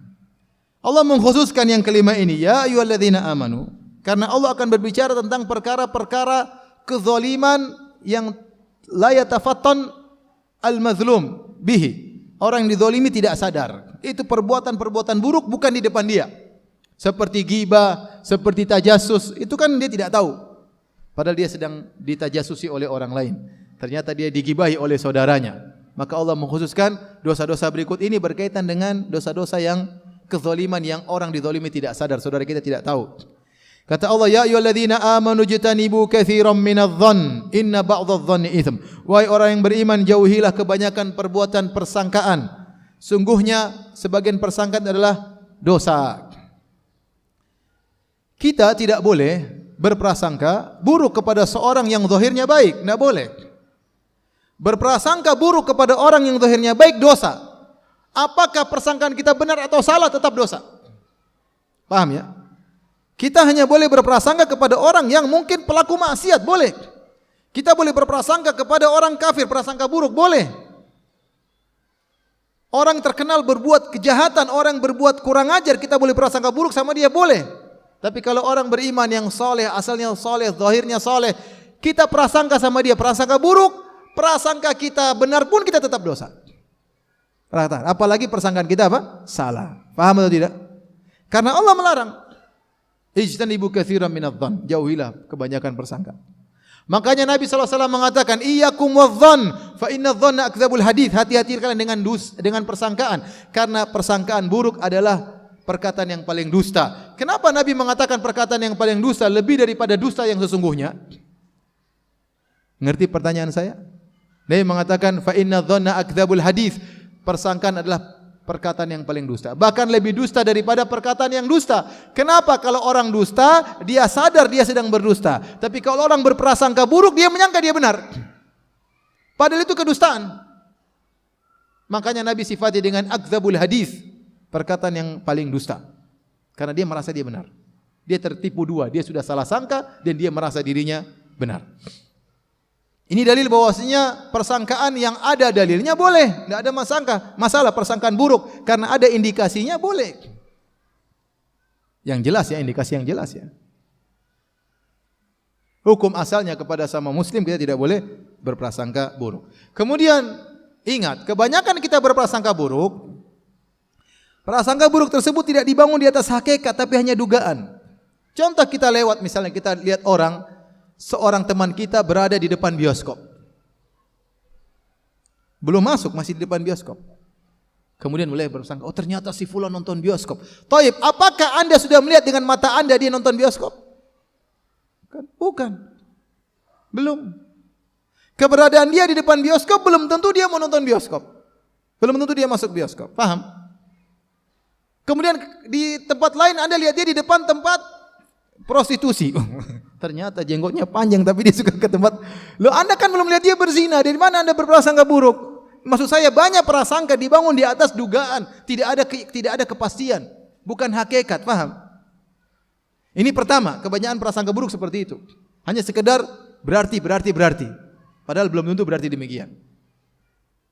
Yang kedua, kebanyakan prasangka buruk timbul gara-gara apa? Anda sama dia ada masalah sebelumnya.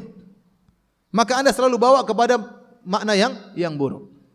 Kalau teman kita biasanya kita berprasangka baik, tapi kalau kita ada masalah sama dia sebelumnya, kita bawa kepada makna yang buruk, menunjukkan ada penyakit hati anda sehingga anda kemudian berprasangka yang buruk kepada dia. Hati-hati, terutama dalam kehidupan rumah tangga. Ya. Kita jangan menjadi intel bagi pasangan kita. Selalu berprasangka buruk kepada istri, istri juga selalu berprasangka buruk kepada suami. Kalau suaminya datang, pulang lebih cepat. Mas, kok pulang lebih cepat sih mas? Ada apa ini mas? Ayo mas. Loh saya rindu sama kamu. Enggak mas, biasanya pulang enggak jam segini. Dia pulang lebih cepat, salah. Pulang terlambat juga demikian. Kenapa mas pulang terlambat? Tadi ngapain aja? Jadi semua yang dia lakukan apa? Salah. Pulang lebih cepat salah, pulang terlambat juga salah. Belikan hadiah, mas ada maunya nih beli hadiah buat saya. Ya memang ada maunya memang. Tapi maksudnya semua, ngapain kita hidup dengan prasangka buruk? Jangan, hidup rumah tangga seperti tidak enak. Hanya kesengsaraan yang kita dapatkan. Kemudian kata Allah Subhanahu wa taala, wala tajassasu, jangan kalian bertajassus.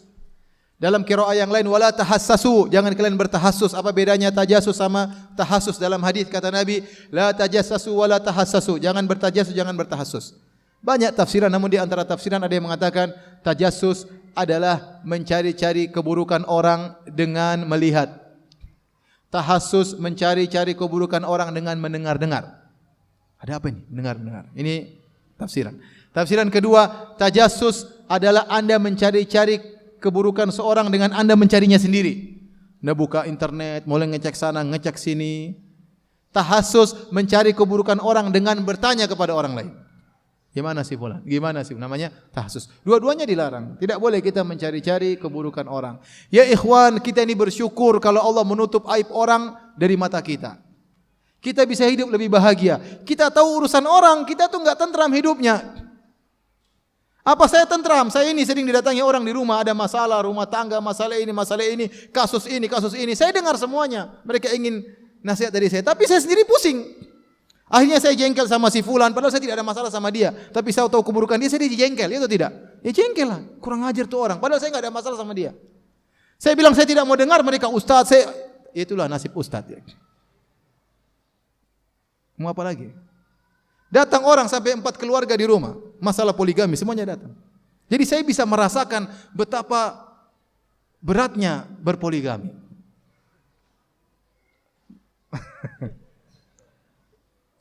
Waktu senang-senang poligami tidak pernah lapor-lapor. Ada masalah datang ke rumah. Ikut membagi penderitaan. Ya, maksud saya begitulah ya. Saya tahu bagaimana permasalahan berpoligami meskipun saya tidak pernah merasakannya. Jadi masalah seperti itu banyak. Jadi coba kalau saya tidak tahu masalah, saya kan lebih senang, lebih konsen belajar, lebih mungkin khusyuk dalam salat, lebih konsen ngurus istri, ngurus anak-anak. Jadi kalau Allah menutup aib orang dari kita, ente bersyukur kepada Allah. Jangan cari-cari tahu aib orang lain. Anda ingin bahagia, jangan tahu aib orang lain. Apalagi tajassus harus cari-cari, cari sana, cari sini. Ngapain ente ngabisin waktu? Buka akunnya si ikhwan, akunnya si akhwat. Buat apa? Enggak usahlah. Ente kerjakan yang lain yang lebih bermanfaat. La tajassasu wa la tahassasu. Ini semua dibangun gara-gara apa? Dia melakukan tajassus karena dia sudah berprasangka buruk, maka dia ingin melanjutkan persangkaan buruknya tadi. Mulai dia lanjut, didikte oleh syaitan. Kamu kan sudah berprasangka buruk, dia tu begini-begini. Sekarang coba cek, mulai cek. Subhanallah.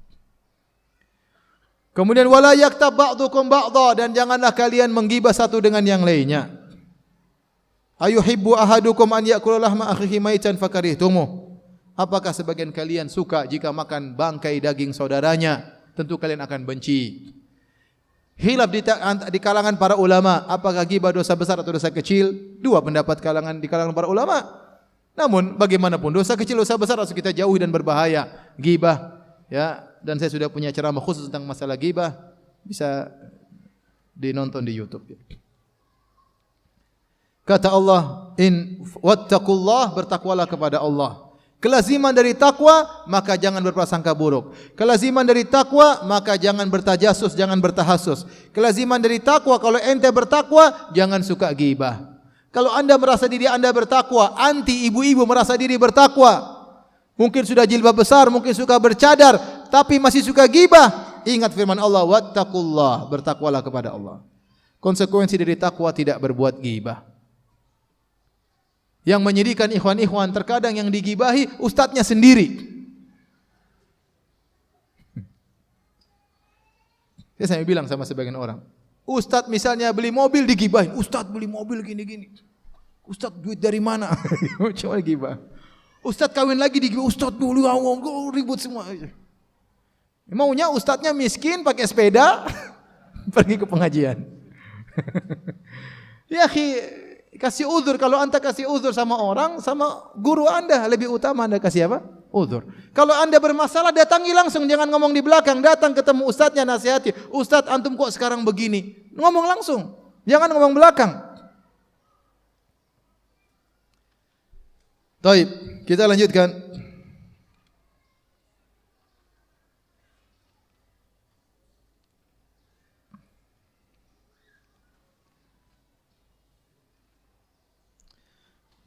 Ya ayuhan nasu inna khalaqnakum min dzakarin wa untha. Wahai orang yang beriman, wahai manusia sekalian, sungguhnya kami telah menciptakan kalian dari laki-laki dan perempuan. Wa ja'alnakum syu'uban wa qabaila lita'arafu, dan kami jadikan kalian berbangsa-bangsa dan berkabilah-kabilah untuk kalian saling mengenal. Inna akramakum indallahi atqakum innallaha alimun khabir. Sungguhnya yang paling mulia di antara kalian adalah orang paling bertakwa di antara kalian. Sungguhnya Allah Maha mengetahui lagi Maha alim khabir, yaitu khabir mengetahui yang perkara-perkara detail. Baik. Ayat ini Allah buka dengan ya ayuhan nas, wahai manusia sekalian. Dan ini biasanya ciri khas dari surat Makkiyah. Namun kata para ulama ini juga ayat madaniyah. Hanya saja Allah mengatakan ya ayuhan nas agar ayat ini umum. Ya, mencakup ya manusia sekalian, ya. Apalagi yang datang kepada Nabi waktu di Amul Wufud, sebagian mereka mungkin belum beriman, belum masuk Islam, atau di sebagian mereka masih belum kuat keimanannya, maka tidak dikatakan sebagai orang beriman. Namun ayat ini turun di Madinah. Ayat ini menjelaskan, mengingatkan kepada kabilah dan bangsa-bangsa. Sikap kabilah-kabilah biasanya fanatik kabilahnya. Dan biasanya mengejek kabilah yang lain. Maka Allah ingatkan, jangan demikian. Kalian itu diciptakan dari zakar wa unsa, dari satu nenek moyang sama, dari Adam dan Hawa. Maka Allah ciptakan kalian berbangsa-bangsa, bersuku-suku bukan untuk saling mengejek-mengejek, tapi untuk saling mengenal. Tujuannya bukan saling mengejek. Dan itu sifat, terkadang sifat dasar kabilah, ta'assub dengan kabilahnya, merendahkan kabilah yang lain. Dan itu terjadi. Ya. Makanya kata Nabi SAW, la fadla li Arabi ala ajami, wala li ajami ala Arabi, wala lil aswad ala al-ahmar, wala lil ahmar ala al-aswad. Kullukum min Adam wa Adam min turab. Kata Allah, kata Nabi SAW, kalian seluruhnya dari Adam, dan Adam seluruhnya dari tanah. Jangan sombong, Adam dari tanah. Tidak ada kemuliaan orang Arab terhadap selain Arab. Tidak ada. Dengar orang Arab. Tidak ada kemuliaan orang Arab selain Arab, dan tidak ada kemuliaan selain Arab terhadap Arab. Tidak ada putih lebih mulia daripada hitam, tidak ada hitam lebih mulia daripada putih, illa bittaqwa, kecuali dengan ketakwaan. Kalau mau mulia dengan takwa. Allah larang bersaing-saing dalam urusan unsur, tidak boleh. Tapi Allah suruh bersaing dalam masalah takwa. Allah suruh bersaing dalam masalah apa? Takwa. Taib, apa bedanya? Ya. Syu'ub dengan qabail. Ada khilaf di kalangan para ulama dalam tafsir. Di antaranya mengatakan qabail maksudnya kabilah-kabilah Arab, syu'ub maksudnya bangsa-bangsa selain Arab. Tetapi sebenarnya sya'ab, kabilah itu sebenarnya istilah orang Arab juga. Saya kasih gambaran saja, meskipun saya tidak hafal kabilah-kabilah, tapi secara garis besar, ya. Biasanya kalau saya di Jakarta,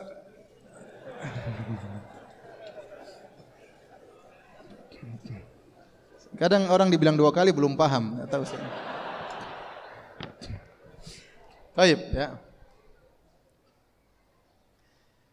Ada namanya al-ummah, ummah al-arabiyah, al-musta'rabah. Ada namanya al-ummah al-arabiyah al-aribah. Ini al-musta'rabah maksudnya walad Ismail, anak keturunan Ismail. Nabi Ismail alaihissalam. Kenapa dibilang musta'rabah? Karena Nabi Ismail bukan Arab, tapi dia nikah sama wanita dari kabilah Jurhum, sehingga anak-anaknya dianggap Arab. Di antaranya Nabi Muhammad sallallahu alaihi wasallam. Al-Arab al-aribah maksudnya dari Qahtan. Ini yang Arab asli. Dari Qahtan. Nah, dari ummah ada namanya syu'ub. Kalau kita bilang apa? Bangsa-bangsa, ya.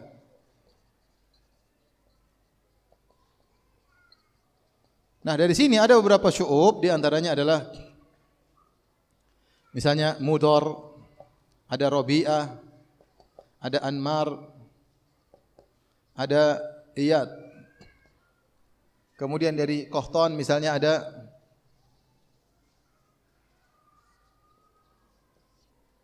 dari Qahtan misalnya ada Himyar, ada Saba, ada Al-Azd. Di bawah dari syu'ub namanya qabilah-qabilah, qabail-qabilah. Mudhar di antara qabilahnya adalah Tamim, kemudian Qais, Kinana. Contoh Az di bawah qabilahnya ada namanya Al-Aus wal Khazraj. Nanti di bawah Kinana ada namanya Quraisy. Bawah Quraisy ada namanya Qusay.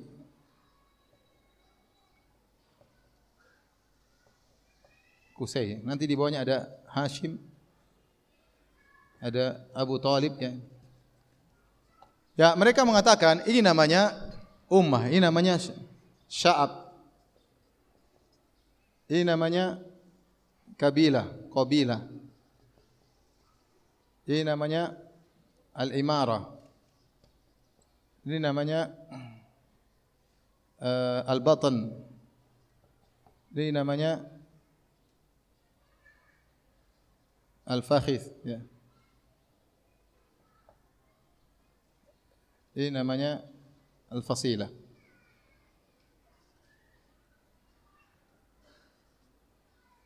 Jadi mereka turutin. Jadi kalau kita lihat di sini ternyata Bani Tamim, Muhammad sallallahu alaihi wasallam dari sini, Kinanah kembali kepada siapa? Mudhar. Paham? Makanya tadi waktu Bani Tamim memberikan hadiah kata Nabi, "Hadhi shadaqatu qaumina." Inilah sedekah dari kaum kami. Sama-sama kembali kepada Mudhar, Arabnya dari Adnan, Adnaniyah maksudnya keturunan dari Nabi Ismail alaihissalam. Ayat disebut dengan syu'ub wa qabail. Ini sebagian ulama menafsirkan demikian. Wa ja'alnakum syu'uban wa qabaila. Kami jadikan kalian berbangsa-bangsa. Ada Mudhar, ada Rabi', ada Anmar, ada Iyad, dan kami jadikan kalian kabilah-kabilah. Ada kabilah-kabilah masing-masing sya'ab ini ada kabilah-kabilahnya. Sekedar pengetahuan.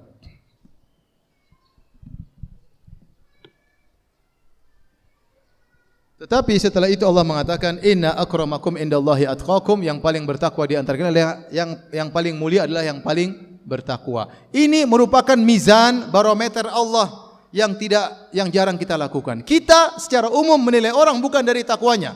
Secara umum ya, terkadang kita lihat dari takwanya, tapi kebanyakan kita menilai orang dari dunia. Kita hormati dia kenapa? Karena dia orang kaya. Kita hormati dia kenapa? Rumahnya besar. Kita hormati dia kenapa? Dia pejabat. Sama orang yang lebih takwa kita enggak hormati. Padahal mizan barometer sisi Allah adalah takwa. Taib. Setelah itu Allah berfirman, qalatil a'rabu amanna, berkata orang-orang Arab Badui, kami telah beriman. Qul lam tu'minu walakin qulu aslamna, katakanlah kalian belum beriman tapi kalian masih Islam. Dalam iman ada tingkatan. Ada Islam, ada iman, ada ihsan. Yang paling tinggi apa? Ihsan. Kalian baru masuk Islam, kalian baru Islam, belum sampai pada tingkatan iman. Ini dikatakan dari kabilah Al-Asad bin Khuzaimah. Mereka datang dan mereka berkata, kami beriman. Katakanlah wahai Muhammad, kalian belum beriman, kalian masih baru tingkatan bawah. Walamma yadkhulul imanu fi qulubikum, iman belum masuk dalam hati kalian. Jadi tidak usah ngaku-ngaku beriman, sementara iman kalian masih apa? Rendah, yaitu masih pada derajat Islam. Saya ulangi, derajatnya Islam, iman baru apa? Ihsan. Jadi kalian masih Islam, belum iman. Wa in tuti'ullaha wa rasulahu la yalitkum min a'malikum syai'an, innallaha ghafurur rahim. Kalau kalian taat kepada Allah dan Rasulnya, Allah tidak akan mengurangi amalan kalian sama sekali. Sungguhnya Allah Maha Pengampun lagi Maha Penyayang. Kemudian Allah jelaskan apa orang beriman yang sungguhnya. Kalau kalian ingin mencapai derajat iman, lakukan ini. Kalian baru Islam, belum iman. Apa iman? Innamal mu'minuna alladzina amanu billahi wa rasulih. Orang beriman itu yang beriman kepada Allah dan Rasulnya. Tsumma lam yartabu, kemudian tidak ragu dengan imannya. Ini penting. Orang kalau beriman harus belajar. Karena sekarang syubhat terlalu banyak, bikin orang ragu dengan imannya, bikin orang ragu dengan manhajnya, bikin orang ragu dengan akidahnya, dan itu banyak tersebar. Kalau orang tidak belajar, dia akan ragu sendiri, dan itu bahaya. Namanya iman yang benar adalah tidak ada keraguan. Tsumma lam yartabu wa jahadu bi amwalihim wa anfusihim, kemudian berjihad dengan hartanya, dengan jiwanya fi sabilillah. Dia berjihad dengan harta dan jiwa di jalan Allah. Kalau tidak ada jihad dengan badan, seperti sekarang susah mau berjihad dengan pedang, maka berjihad dengan harta. Punya uang, maka infakkan di jalan Allah. Punya uang, gunakan bangun masjid. Punya uang, infakkan untuk dakwah di jalan Allah Subhanahu wa taala. Lihat bagaimana Nabi sallallahu alaihi wasallam dahulu pertama kali berdakwah, Allah takdirkan beliau bertemu dengan orang-orang kaya.